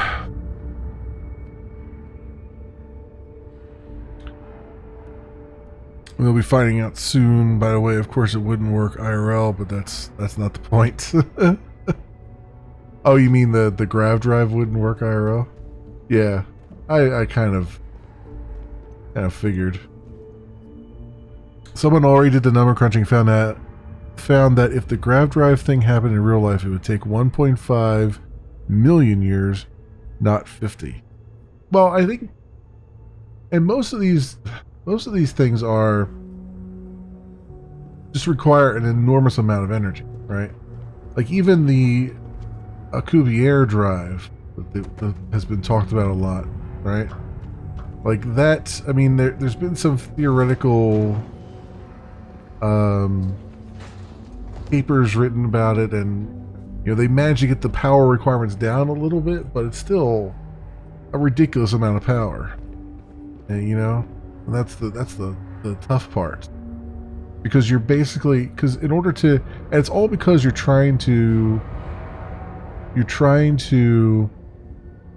break the known laws of physics, right? Because you're trying to break Einstein's speed limit. Right? Where you're trying to travel faster than the speed of light without actually traveling faster than the speed of light by warping space around you in order to get around the problem of needing infinite power to go beyond the speed of light. You know? It's a crazy thought process, but you know, it's still, I mean, even then you still need to warp space somehow. Miguel Alcubierre is a genius. Oh, they're losing the atmosphere. Oh, yeah, it would take 1.5 million years, not 50, to lose the atmosphere. Oh, yeah. Like, I mean, it's, I just don't understand where these calculations came from. There's something wrong with the math? I think it's quite straightforward. That's not what I'm asking. We've had no success extracting even a sample of material from the object. No explanation for the gravitational effects. No motion graph to explain its harmonic frequencies. I can't even establish a melting point. Judith. But you've had me building these prototype colliders for months. And now you want me to pump helium-3 into it based on this equation you've written on a goddamn napkin? I just need you to trust me. I have been trusting you. We keep slamming our heads against a brick wall, getting nothing. And you keep coming up with something new to try. Like, you know what's going to happen. Where are you getting your information, Victor? I'm sorry, Judith. Look, not here, okay? Somewhere off base. I'll tell you everything. But I'm not lying, okay? We're going to discover something important here. I promise. Yeah, because I mean, for something. Thank you for the follow. Also, Yurta, I appreciate it. For something to cause the atmosphere to boil off that quickly, like there's a lot of atmosphere. You know what I mean? Like there's a lot, so it would have to be pretty damned catastrophic, right? Like it would, yeah. I mean, we'd have to, you know, it would have to be basically, we'd have to get hit by the radiation of like a pulsar or something that would then cause the atmosphere to just kind of get brushed, get pushed away, and it would happen like probably instantly, not over 50 years. It's but I mean, it's science fiction, so you gotta do what you gotta do. Plus, it would be replenished as the oceans vaporize and volcanoes. Sure, yeah. I mean, yeah. It's not. It's an interesting. It's a catchy sci-fi thing, but it's not really. There's no real like science there that could explain that.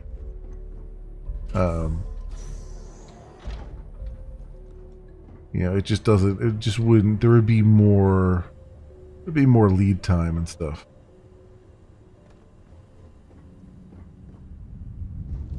I mean, I guess my other problem too is, it seems to me like they kind of came up with that idea without actually talking to the art team, because why is this buried in so much rock? Like I see this and I'm like, oh, there must have been, this is Fallout, right? There must have been a nuclear war that just wiped everything out. And it doesn't sound like that was the case. I mean, maybe ultimately there was one at some point. But it's like, it's very, very strange. Very strange. Biosuppressant. Anyway, I know I'm poking holes in something that's meant to be fun, for funsies, but sometimes it's just like, sometimes it bothers me. Like, you see stuff like The Expanse, where they've taken time to at least try and make something viable, right? I mean, sure, there's always going to be some, dramatic, what's the word I'm looking for? License. Some dramatic license, obviously. But if you can, like, get it really close, especially if you're going for a universe that's supposed to be, like, kind of plausible. Like, if you're going for a Star Trek universe where it's, like, very highly stylized and maybe not quite as plausible, then that's fine. Or a Star Wars universe, for that matter. But if you're trying to, like, make it more grounded, then, like, do a little bit more research. What was that?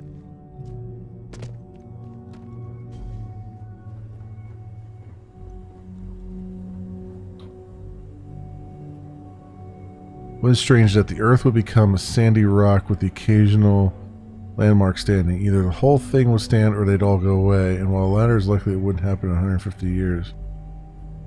Yeah, it's weird. Yeah, like, where are the cities and stuff? Like, you wouldn't just wipe them out. Like, the only thing left standing of London is one spire? Is one business tower? Like, That's the three poles of sci-fi: science fantasy, space opera, soft sci-fi, and hard sci-fi. Asimov stuff. Yeah. Yeah.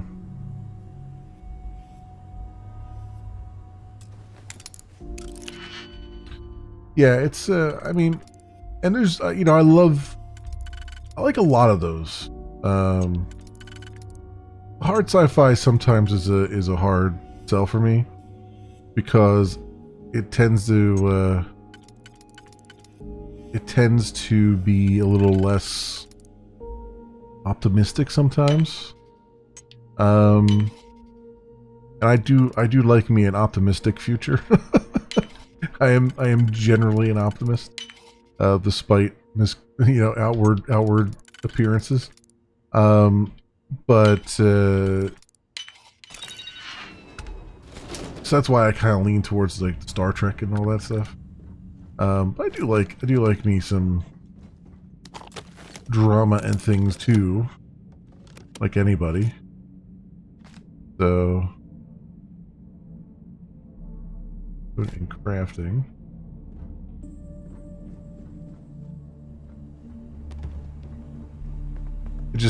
I also like some level of consistency in the storytelling. Like if you're going for one, then go for broke.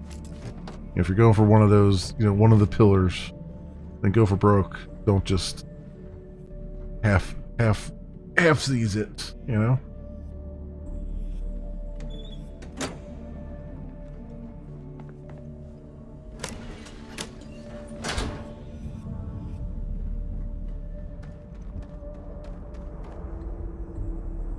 Not a huge fan of hard sci-fi, mainly because the authors spend more time working on realism than they do coming up with a functional story. Yeah, I mean, that's the other problem, too, is it's like, sometimes you go, it comes down to dramatic license, right? There comes a point where you kind of have to take some dramatic license and not make everything like hardcore sci-fi. Like you look at the movie The Martian, right? Much of that movie is very plausible, but the main dramatic premise, having that kind of windstorm on Mars, just wouldn't happen, right?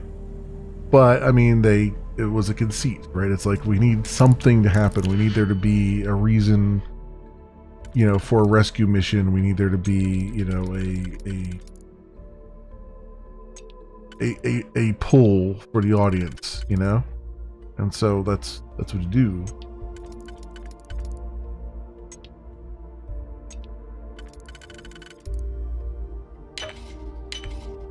So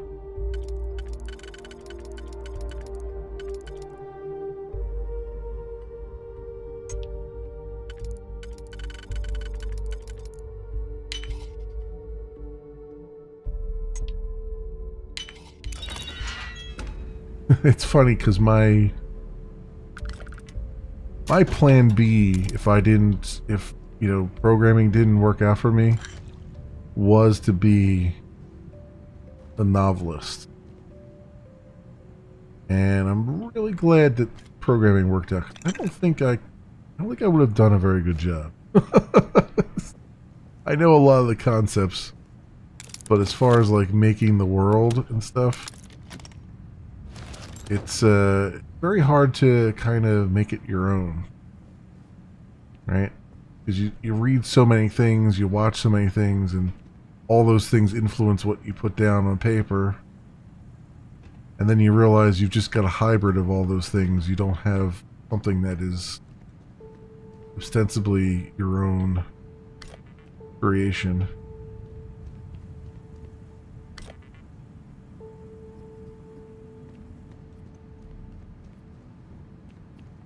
Picking up the power cells because they have them lying around, which tells me that I'm going to have to use them.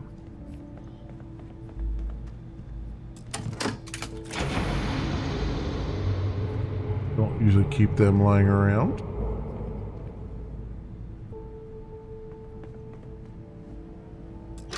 There we go.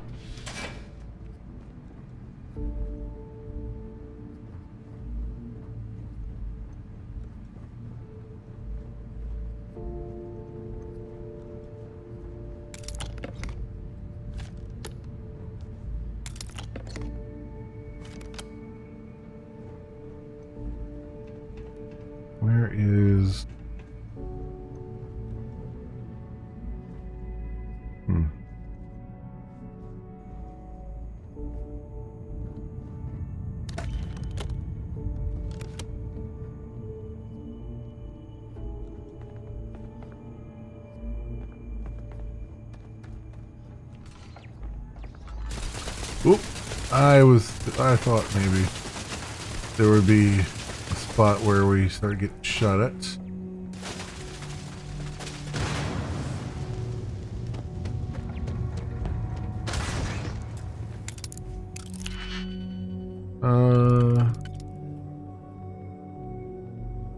So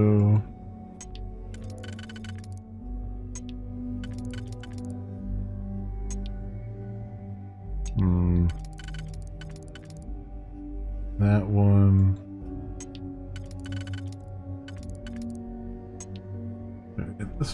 This 4 can only be used there.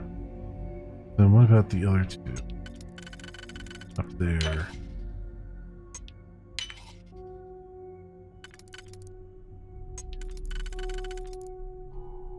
This and then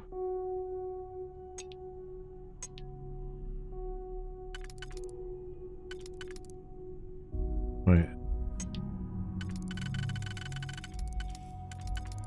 Yeah, I can't.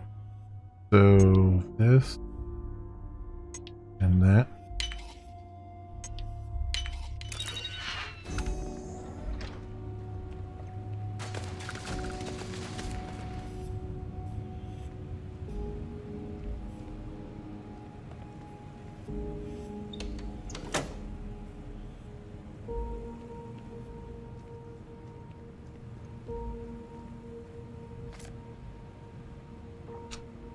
Power circuit, okay. Emergency turret control. I figured it'd be behind a locked door.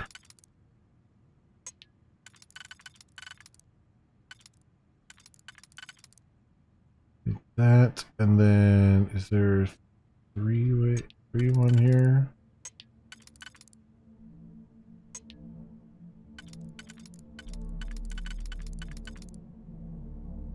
I have that.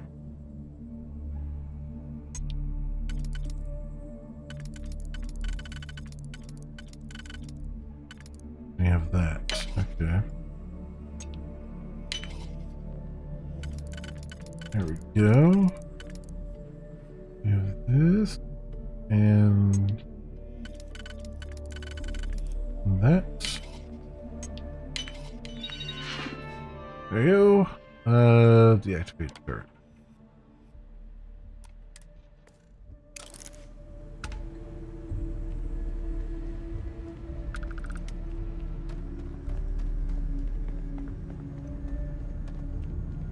Okay. I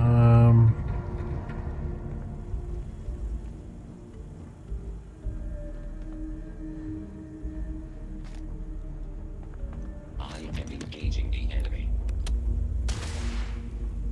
Oh, really? That robot is not on the same system?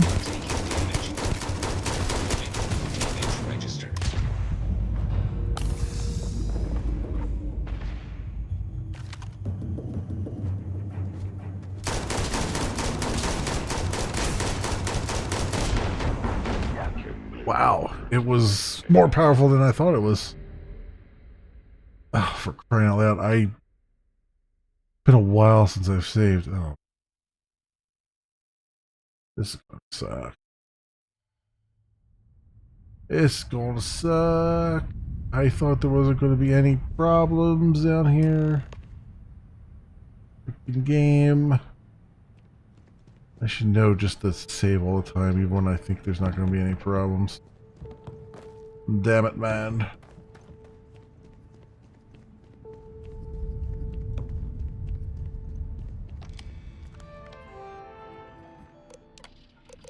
Station log. Dr. Judith Tatien.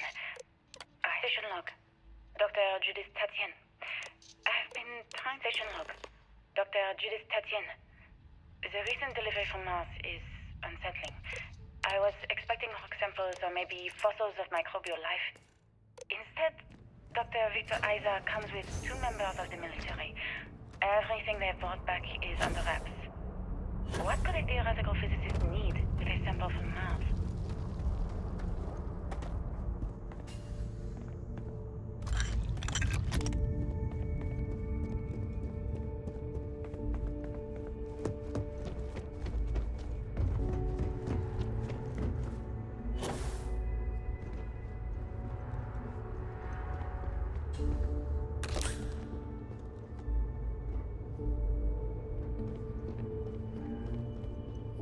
Didn't even come up here.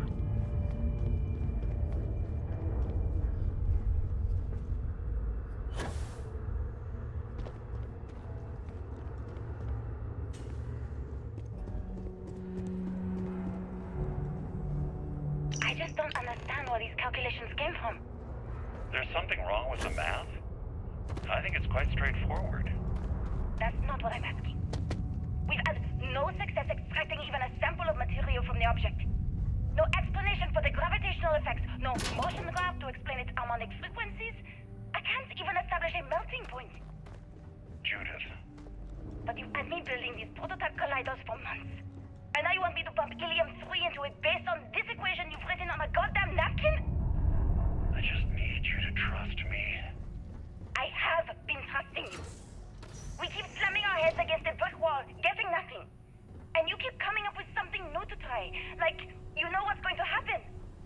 Where are you getting your information, Victor? I'm sorry, Judith. Look, not here, okay? Somewhere off base. I'll tell you everything. But I'm not lying, okay? We're going to discover something important here.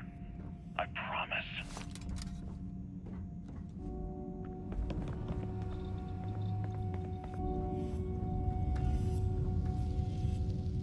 Okay, wait, is that it? No.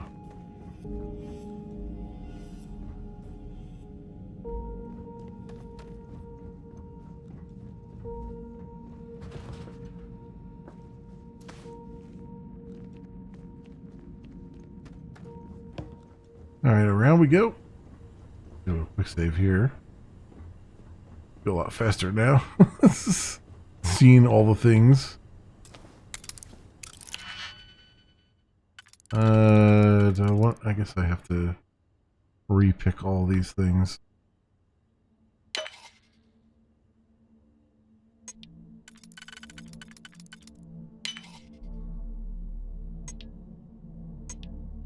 I guess I have to. Ooh.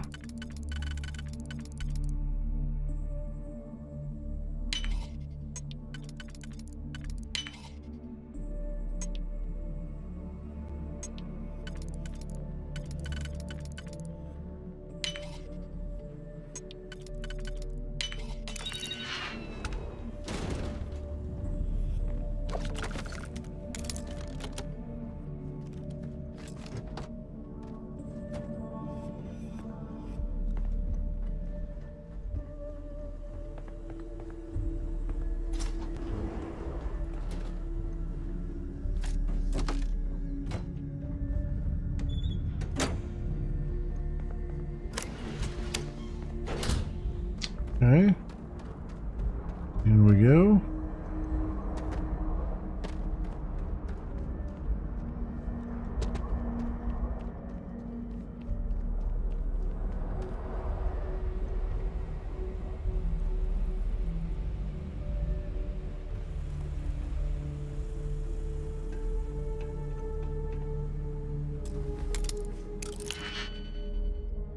And let's see what we got. This one.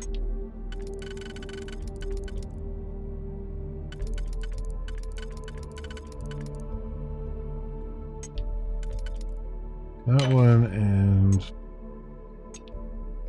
that one.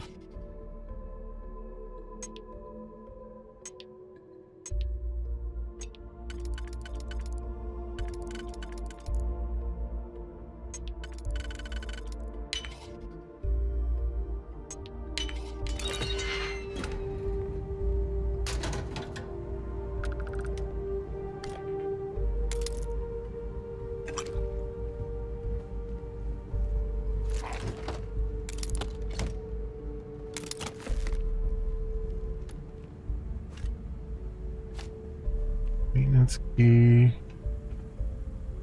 Oh, I didn't even look in here last time.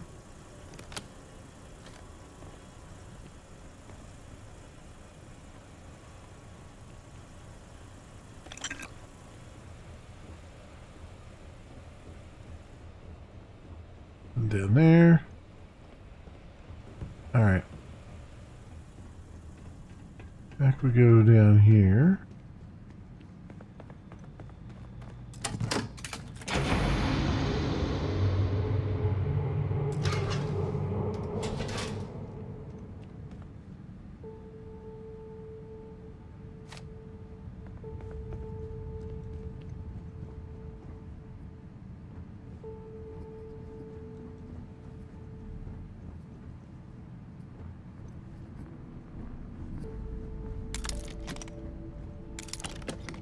Okay, what do we got here?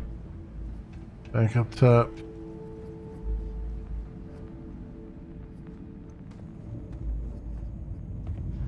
We're just speed running now. Alright, and then quick save here, and then run. The other side. There we go.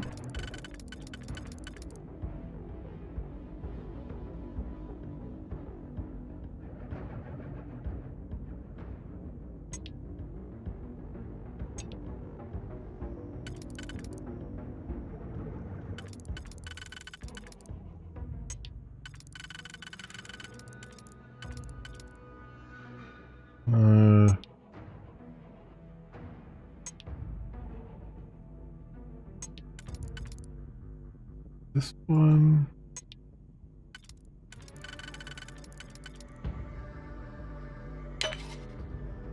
Okay, there we go.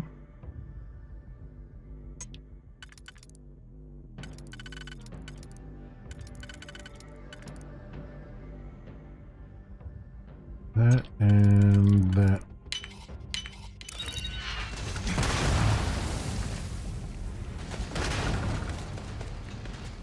Right. On and hack the turrets.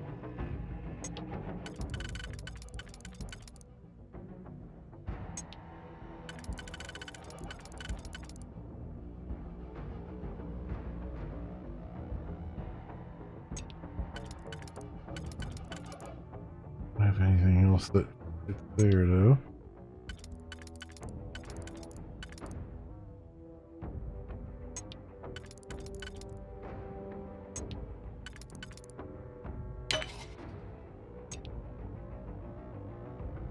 Oops, I did the wrong one.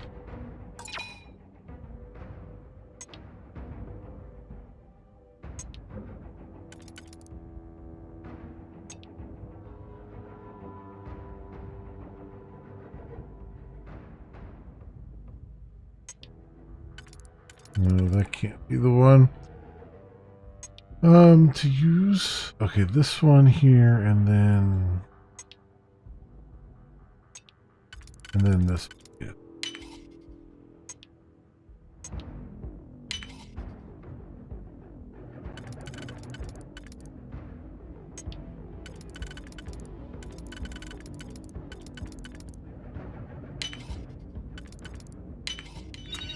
There we go. Activate the turrets.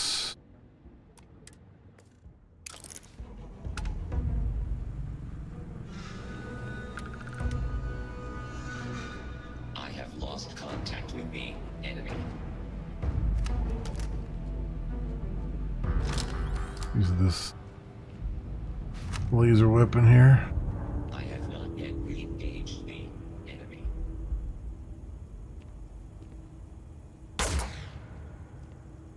I have direct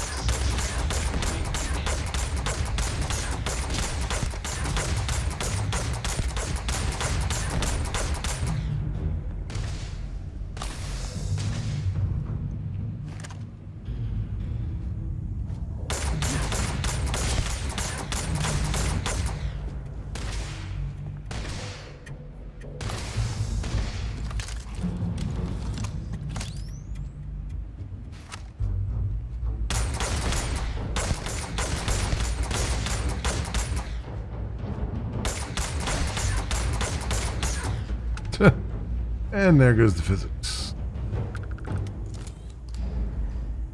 Okay, that time we're ready for him. And a quick save. Cool.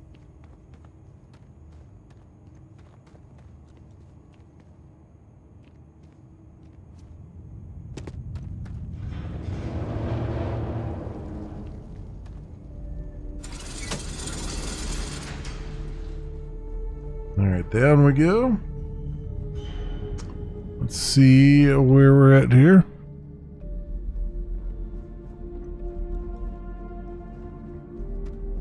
Another quick save real fast.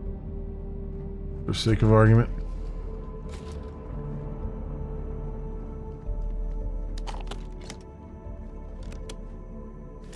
Arrow wire.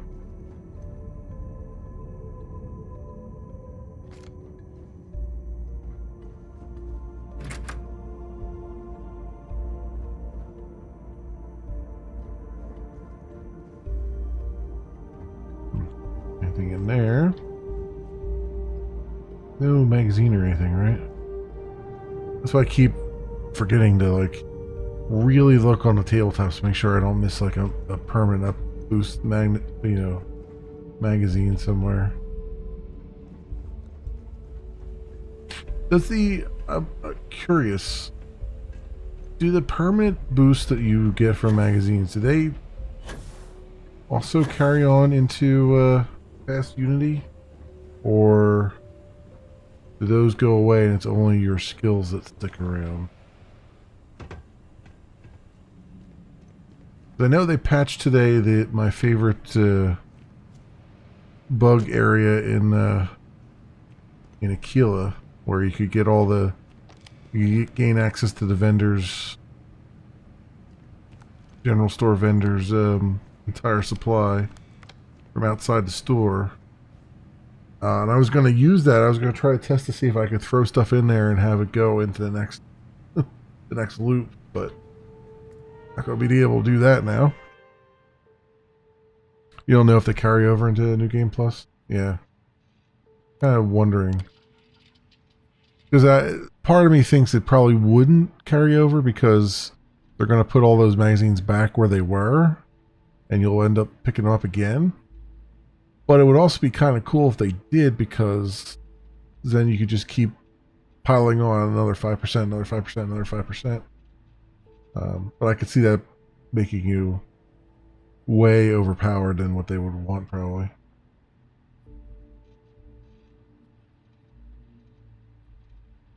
Check all badges before allowing access. Absolutely no phones or recording devices. All written materials are to be checked on exit. Okay. So, April 14th, 2138. Project Log.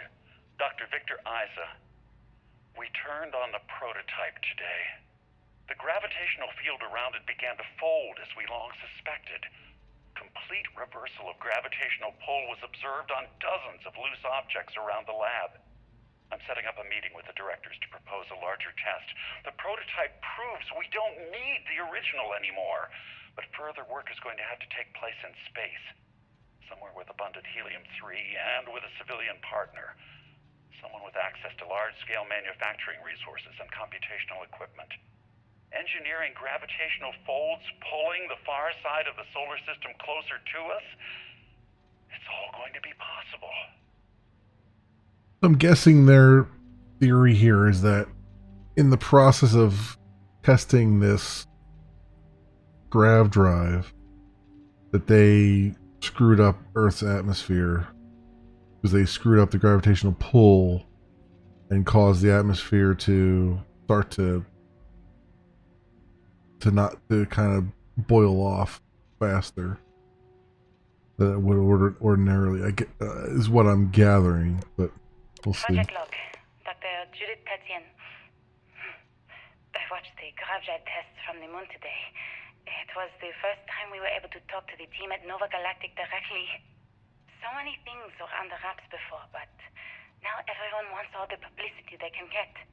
I'm already seeing proposals for manufacturing androids of drives, expeditions to Alpha Centauri and beyond. It's also overwhelming and worrying. It could take years. decades before we know what all these side effects of operating a grav drive can be. But no one wants to hear that right now. Like a bunch of pioneers racing towards the edges of the frontier without knowing about the grizzly bears in the mountains. Oh, I mean, you unlock the potential for people to... You unlock the potential for people to leave Earth permanently. And you're going to create a huge demand. There's a shocking amount of people who would throw their hat in the ring to go do that, even given all the dangers of radiation and everything else.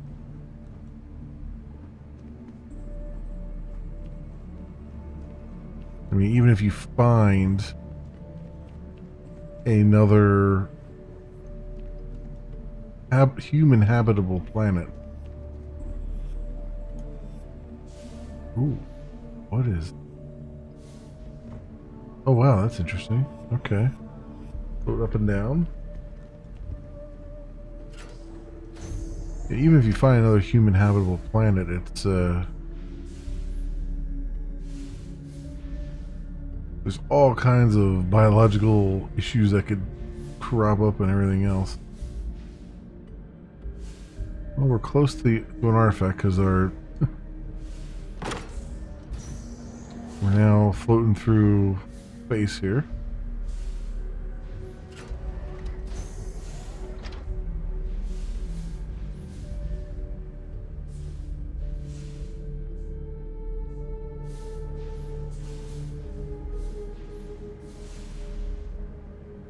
Adaptive frame.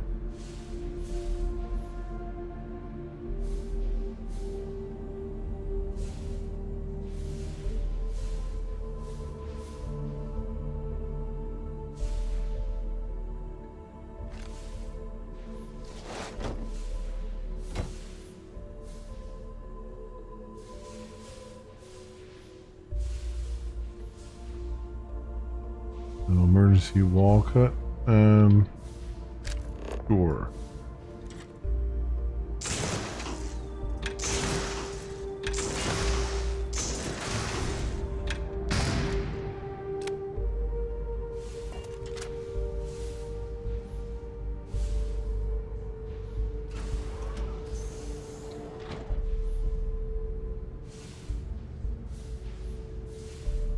All kinds of stuff around here. Old Earth pistol.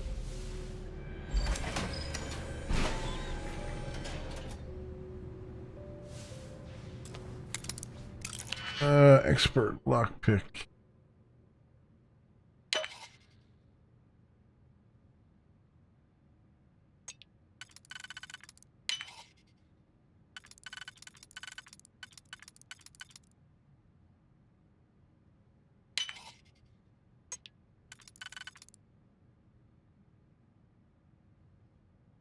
Really? Did I pick the one? Wish I picked the one that was absolutely wrong. You know, it's the only one that seems like it will fit there.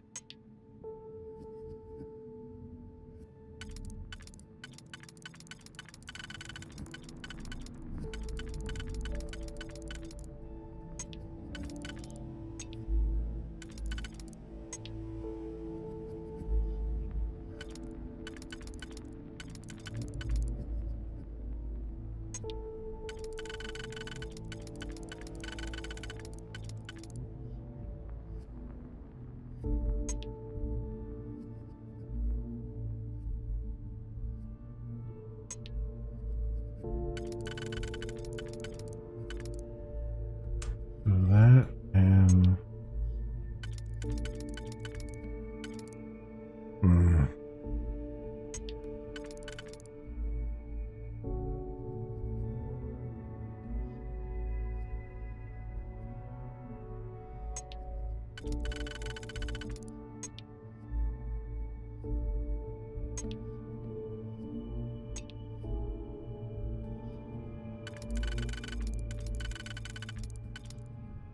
go this way too. And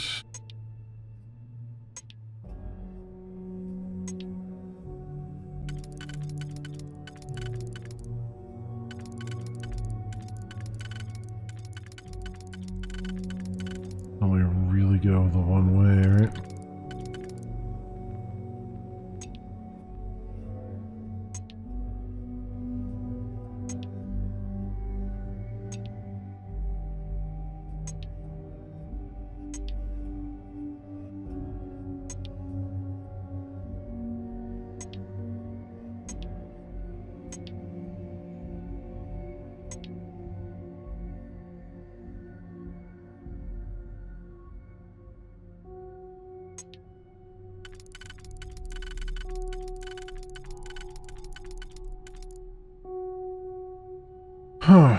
Okay, why am I so stumped here?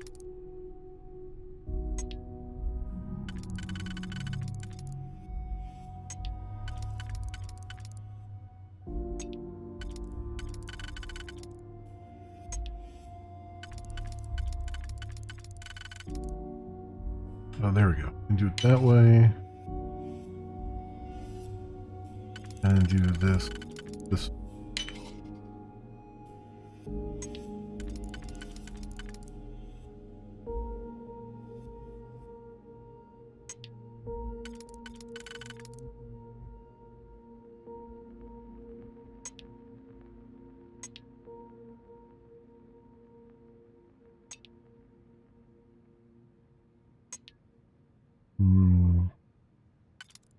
This one needs a different approach. That one down there needs to be set.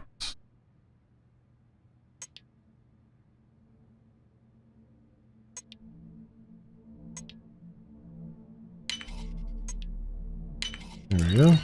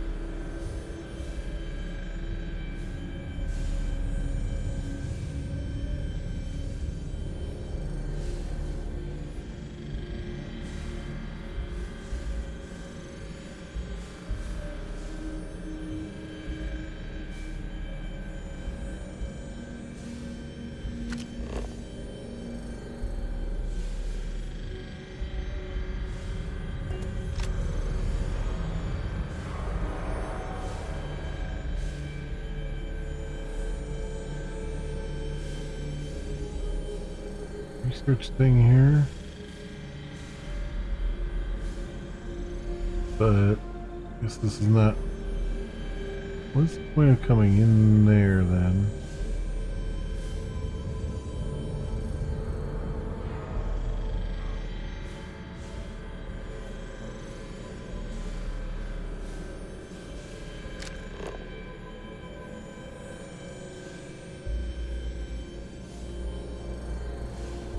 Oh, to go through the vent. Oh, I see.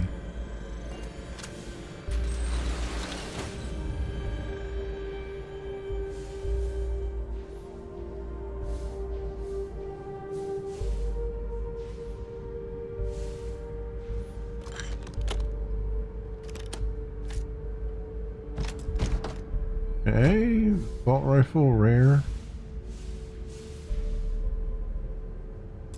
Another expert unlock here.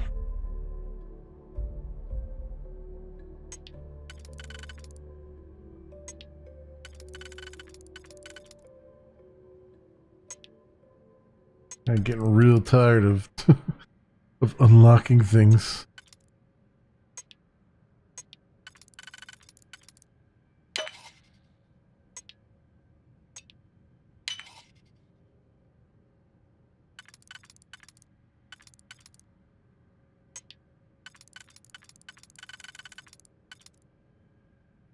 So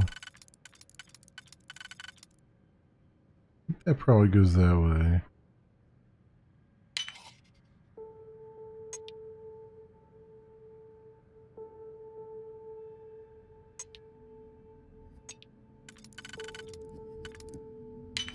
There we go.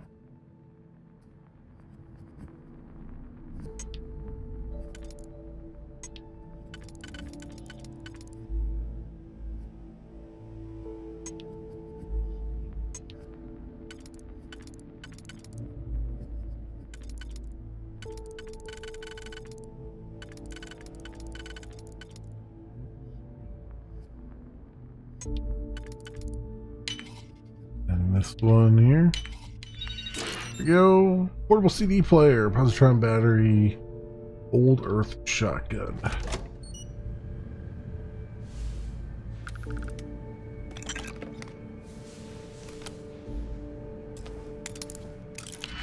Damn, another freaking picklock? Jesus. Come on, game.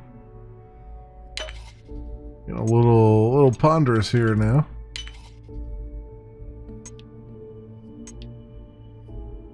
Is it Sony Kobe JVC? I don't know, man. Does it? The more important question is, does it have the skip protection? the old shock absorbers keep you from having your music skip as you're walking along.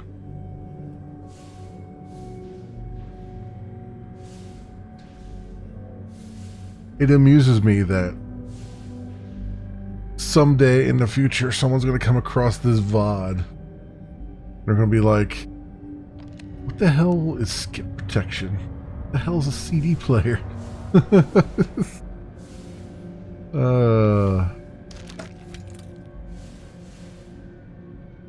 a maintenance key. Release artifact. Research computer. Prototype drive. Please be careful whenever running power through the prototypes. Secure all loose objects that have researchers, empty pockets, and remove jewelry, watches, etc. Reminder that the core of the drive contains a specimen that is irreplaceable and all data is under the strictest clearance. Exercise all caution with all research materials and ensure information does not leave this lab. Alright. February 12th, 2149. I never actually got to visit your labs back when we were working on the grav drive projects. Seems like ancient history now. Only thing we're doing these days is launching weather satellites. Guess this is as good a retirement as any. Now, Project Demeter. You want our help manufacturing scanners to better track these new meteorological patterns we're seeing. Our guess is that the poles might be naturally shifting, causing some gravitational fluctuations that are throwing off our old models. Why do you need the scanning tolerances to be so small? What are you trying to find? I just want to be sure. It's not like we're doing much these days anyway. The glory days are over. Why not give ourselves a challenge before they write us off in the history books? So that's how they were trying to justify the project, the materials needed. August 21st, 2149.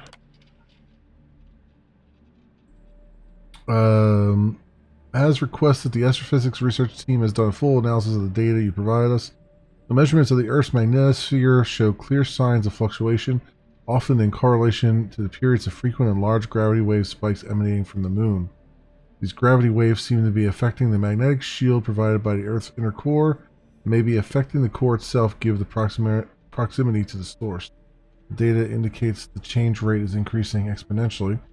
As our magnetosphere falters, its ability to protect us from the sun's solar wind falters beyond the devastating effects of solar radiation, will lead to something more dire, the sputtering or stripping away of our atmosphere. This has happened before to Mars, a planet studied since the earliest days of space. See into Earth's possible future. We are afraid this future may be closer than we ever thought imaginable. Some may view this data as normal. There have been historical fluctuations in polarity changes of Earth's core.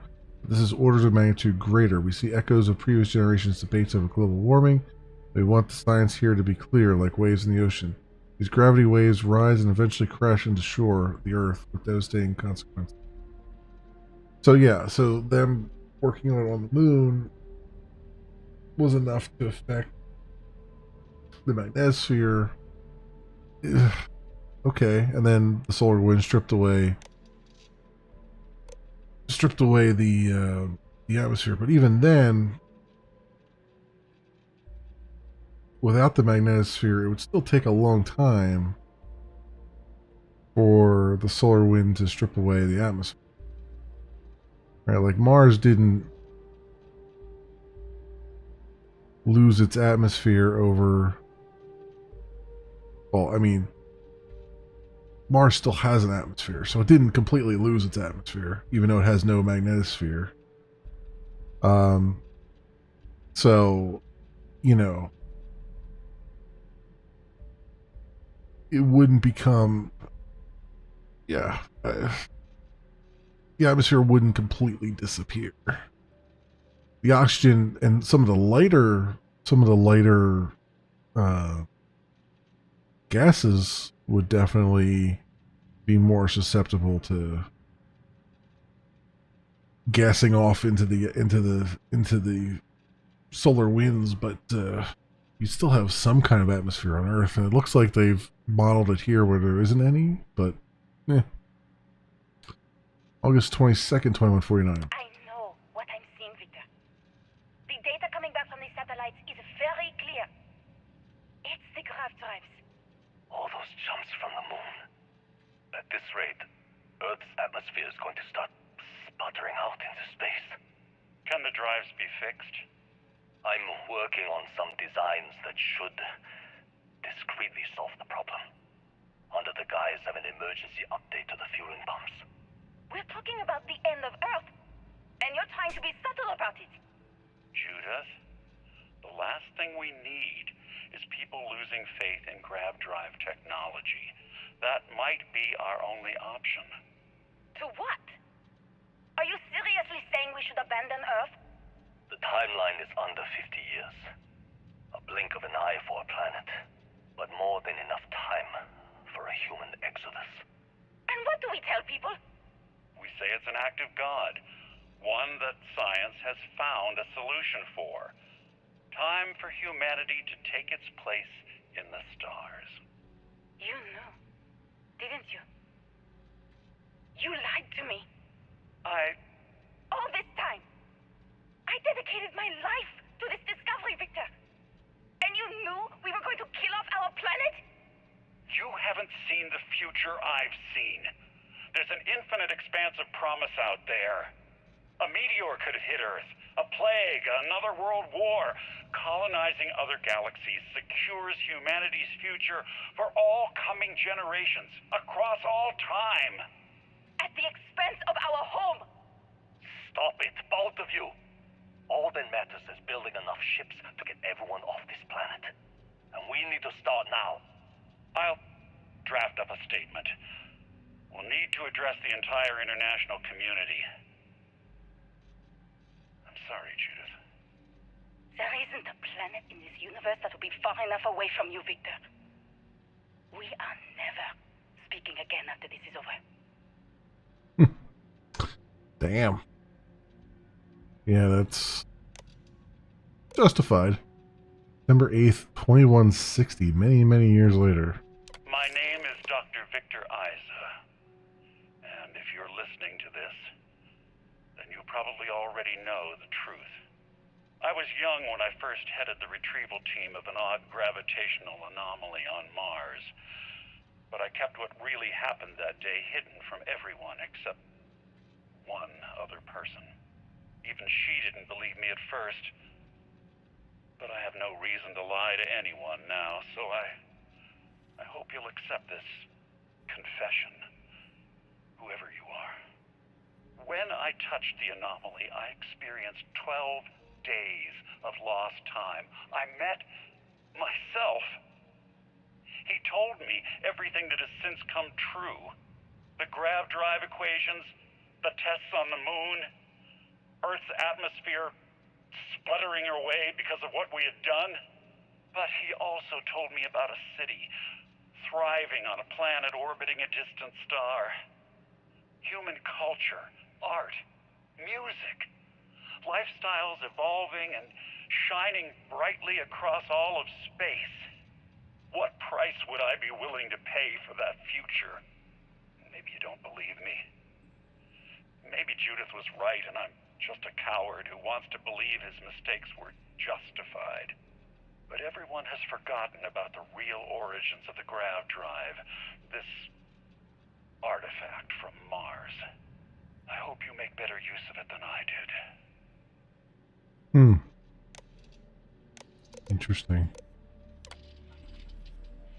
Interesting. Okay. Well, let's take it.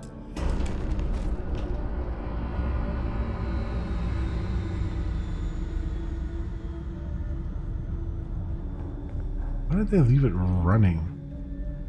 Another good question. Oh, and here's Victor here. Like he, like he blew his own brains out.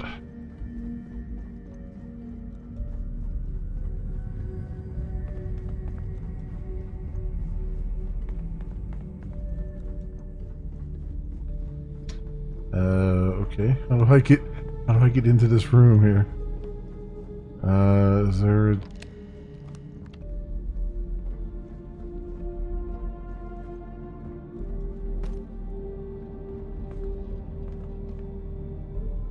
a door or something? Or do I have to have it delivered to me?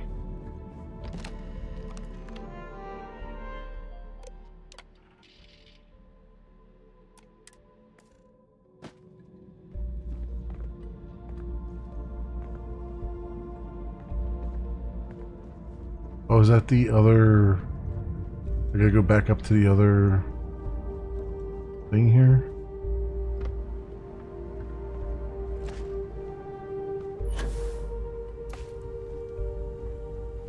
Ah, here we go. Okay.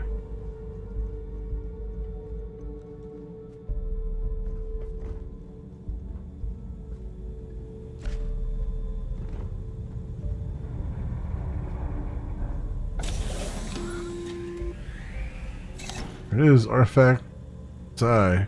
Constellation, we've arrived on the surface of Earth. We need to discuss what you found. And it looks like other Starborn got here before us. So, you might have company. Great. The hunt continues.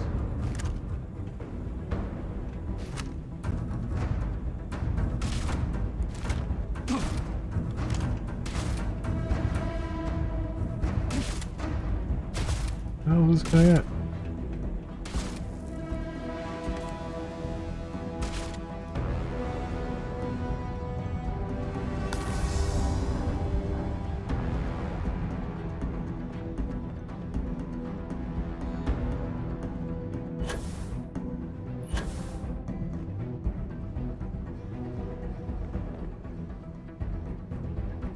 Where the hell is that? How do I get back out of here is another question.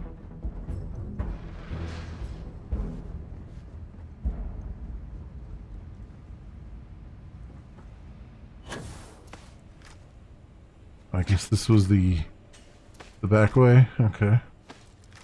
Why they had this place here.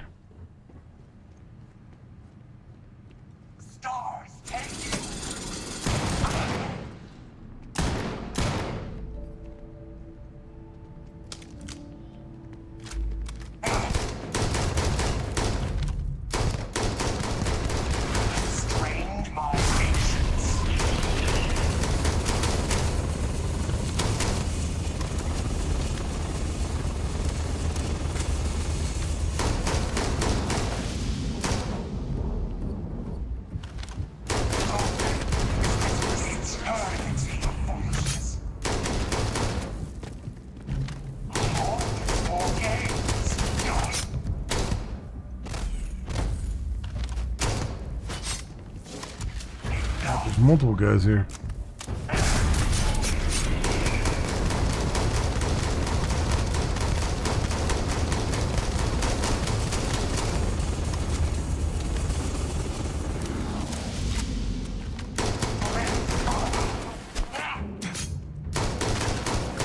First of all, why do I have this power selected? Because I definitely had my gravity wave before. Or what was it?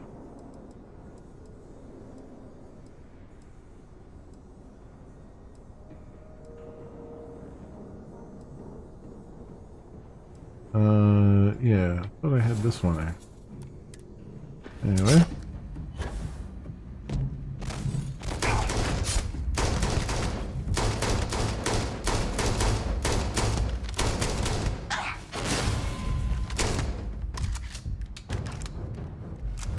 Time and space fall. Hear the music of the universe.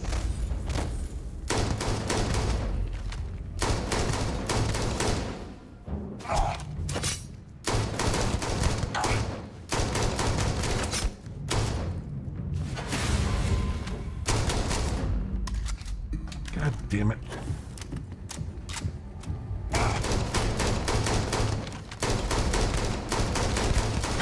So many freaking bullets.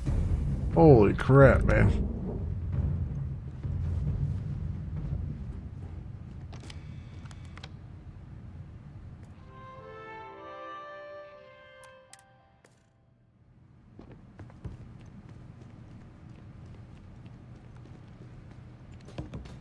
Alright, we can up here maybe.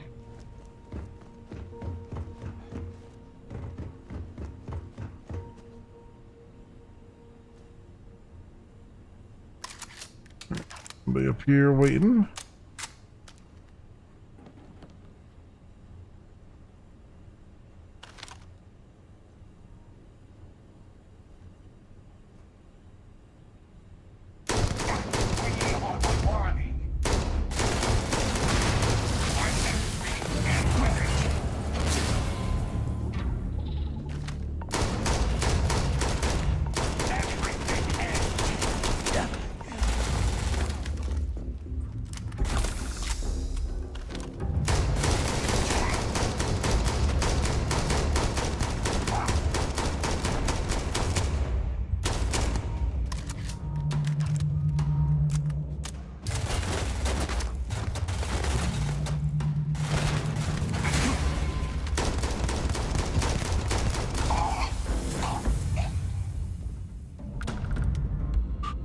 Okay. Well, we're going to be fighting our way back out, aren't we? Guess I should have figured as much. There was no real fighting coming down. Do a quick save.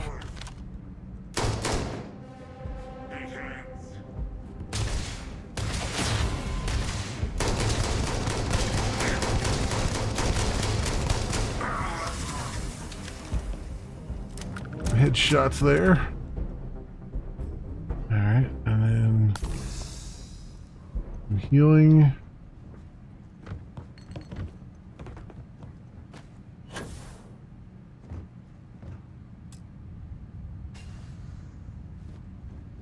Is this not plugged in over here?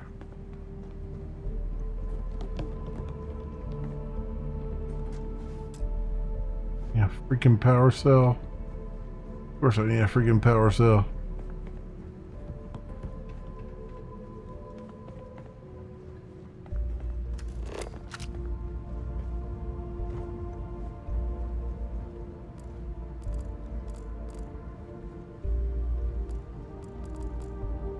Around here somewhere.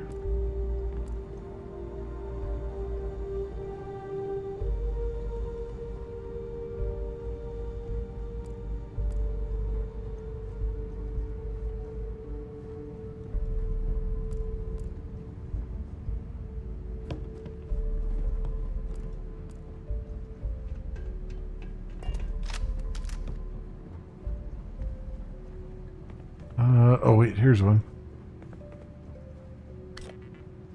It was literally right next to it. I didn't even see it because it was pointing away.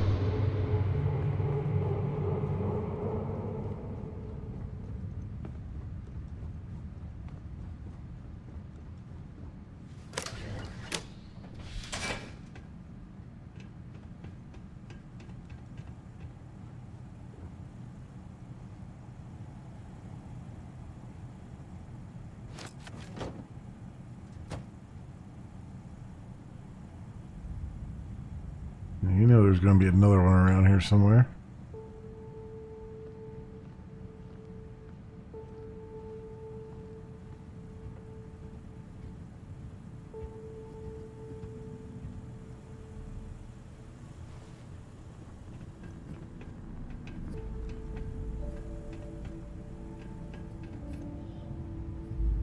Oh yeah, I originally went down.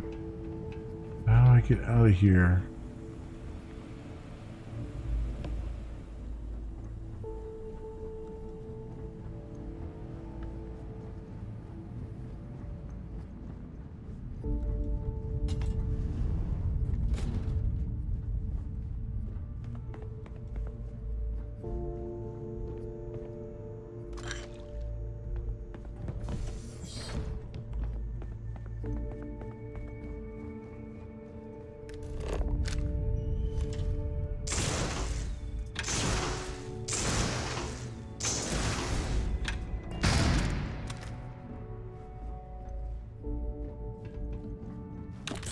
Emergency kit. Does that allow me to bypass that room altogether? I doubt it, but down here.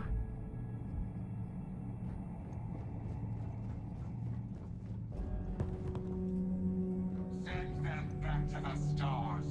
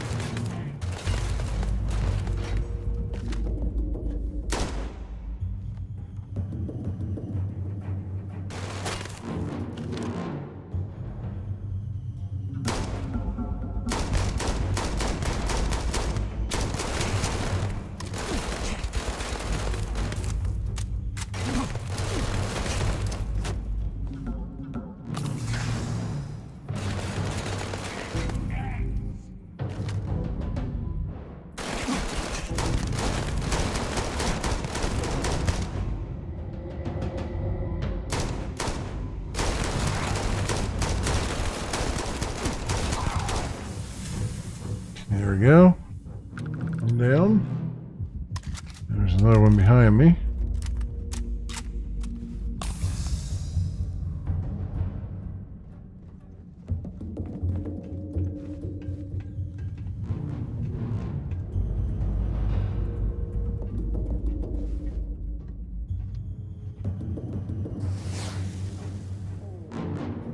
There.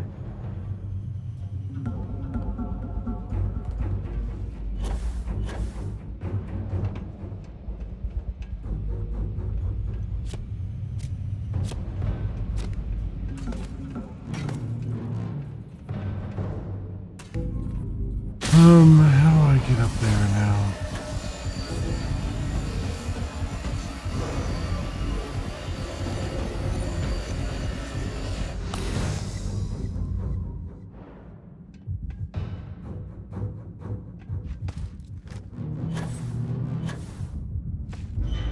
Okay, over here. All that I completely missed before. Fall to dust.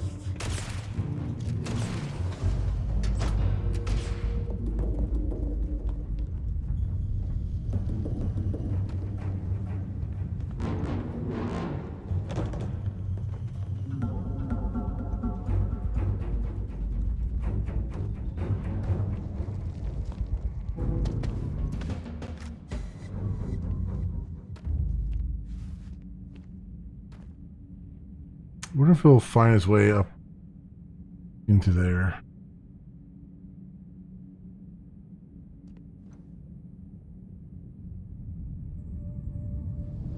Guessing probably not.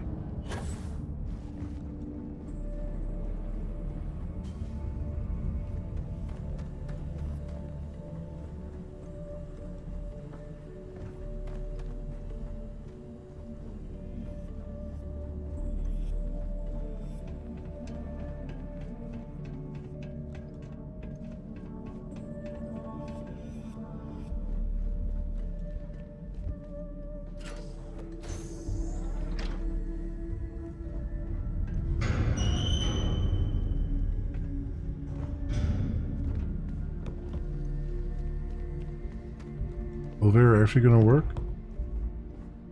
Well, I guess so. I guess so.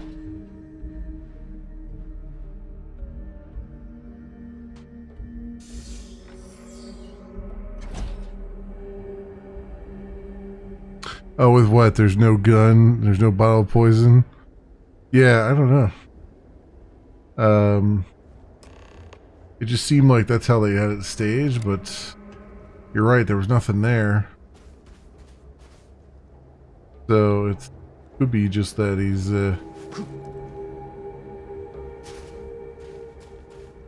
maybe he just let the let the atmosphere just drain it out of him. I don't know.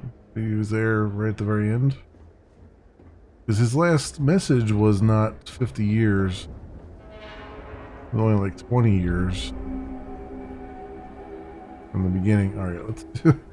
This is gonna probably suck and not work, but I'm gonna try this.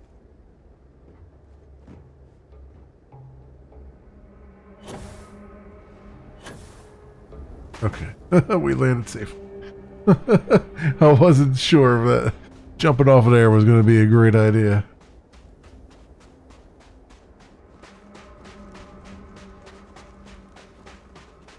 Do you understand now why I asked you to come here? The artifacts unlocked the secret of interstellar travel. At the cost of Earth. An easy trade, honestly. Why have one world when you can have all the settled systems?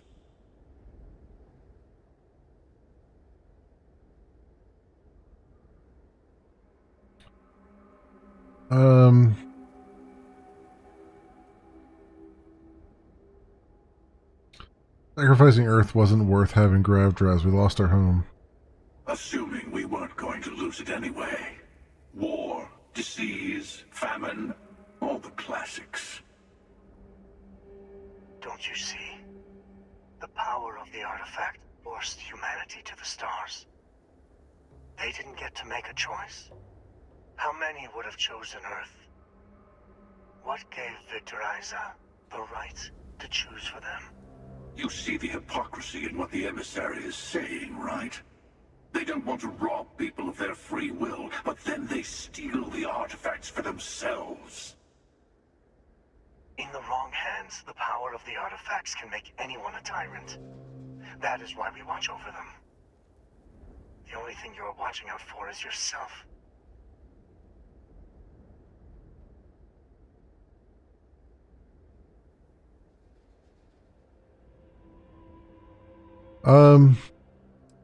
The emissary right, the hunter's right.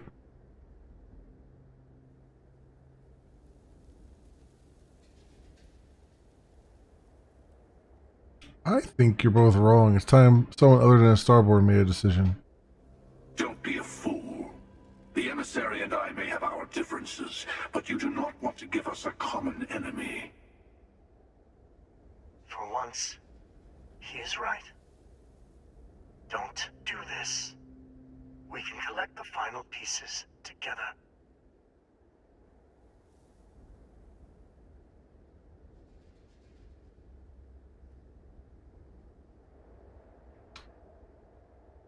I'm tired of both of you. I'll get to the Unity on my own. Well, look at that. The emissary just became my new best friend. You've made your choice. When you're ready, the hunter and I will be at the buried temple. That's where we'll settle things. Meaning, we'll kill you. But hey, at least we'll wait. The final round doesn't start until there's only one artifact left to gather. And if I'm not mistaken, Constellation has 1 or 2 to go. Wow, 4,500 XP.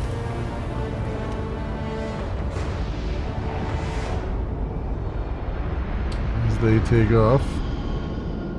Alright, what did we go to? We have 3 skill points now, so we went up to like 2 levels there. That is pretty damn good. What do I want to do was to try to get, okay, the weapon engineering, I want to get 1 rank in this. I want to get ranks in like the actual design stuff. So like in New Game Plus we might actually be able to, you know, use the research table and things like that.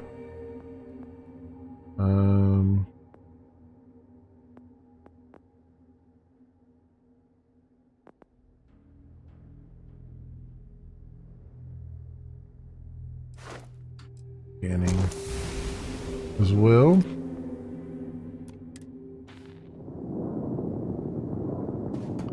All right. So, where are we at here? The final glimpses. Return to the lodge. All right. Well, unfortunately, my friends, I am well beyond my normal stopping time here. And it's a work night, school night, as it were.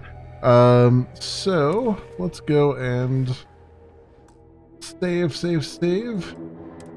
And it sucks because I got a really late start, but oh well. We've made significant progress now. We have a lot more information than we had before, and things are looking up. We have a goal to accomplish now, and I am excited to do it and then kind of jump back into another New Game Plus and just keep on rolling. We're at, according to here, we're at 90 hours. So that's and I've not even completed the New Game Plus yet. Or I'm not even into New Game Plus yet, so that's what. So we're gonna be at this for quite some time, my friends, and I am enjoying every bit of it. So that is gonna be it for me for tonight, my friends. Now here's the thing.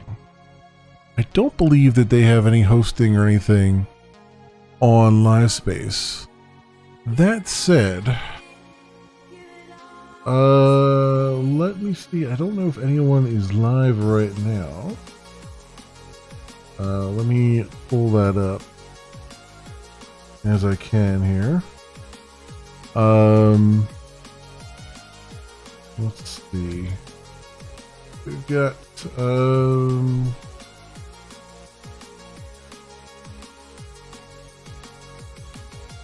is there anything? So, yeah, sadly, there is no one that I'm following that is live right now. It is pretty late, so, you know, it is what it is.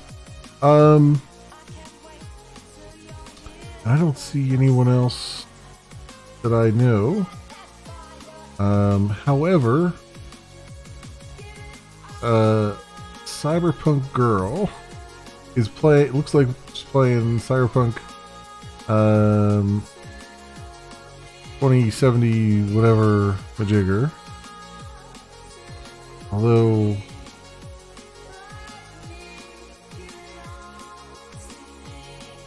according to this, she's been going for 89 hours. That's a bit strange. Not sure if I trust that. But anyway, I guess I'll throw it I'll throw a link here in chat anyway. And saw her on earlier today. Okay, maybe, yeah. Well, here's a link to Cyberpunk Girl. You can go maybe take a look if you want some Cyberpunk 2070 whatever, the Jigger 2072 whatever it is, 2075. It's a game that I still have yet to play, but I want to play now that the 2.0 has come out for it. Yeah, I will send you guys over there, and let me bring the thing back up here. I'll send you guys over there, and the best way I can, let's give you the link, and then I will say thank you so much, everyone, for watching. I hope everyone has an excellent morning, afternoon, or evening, depending on what it is for you. And hope to see you back here again in the future for some more stuff, whatever happens to suit your fancy. Until then, see you, bye.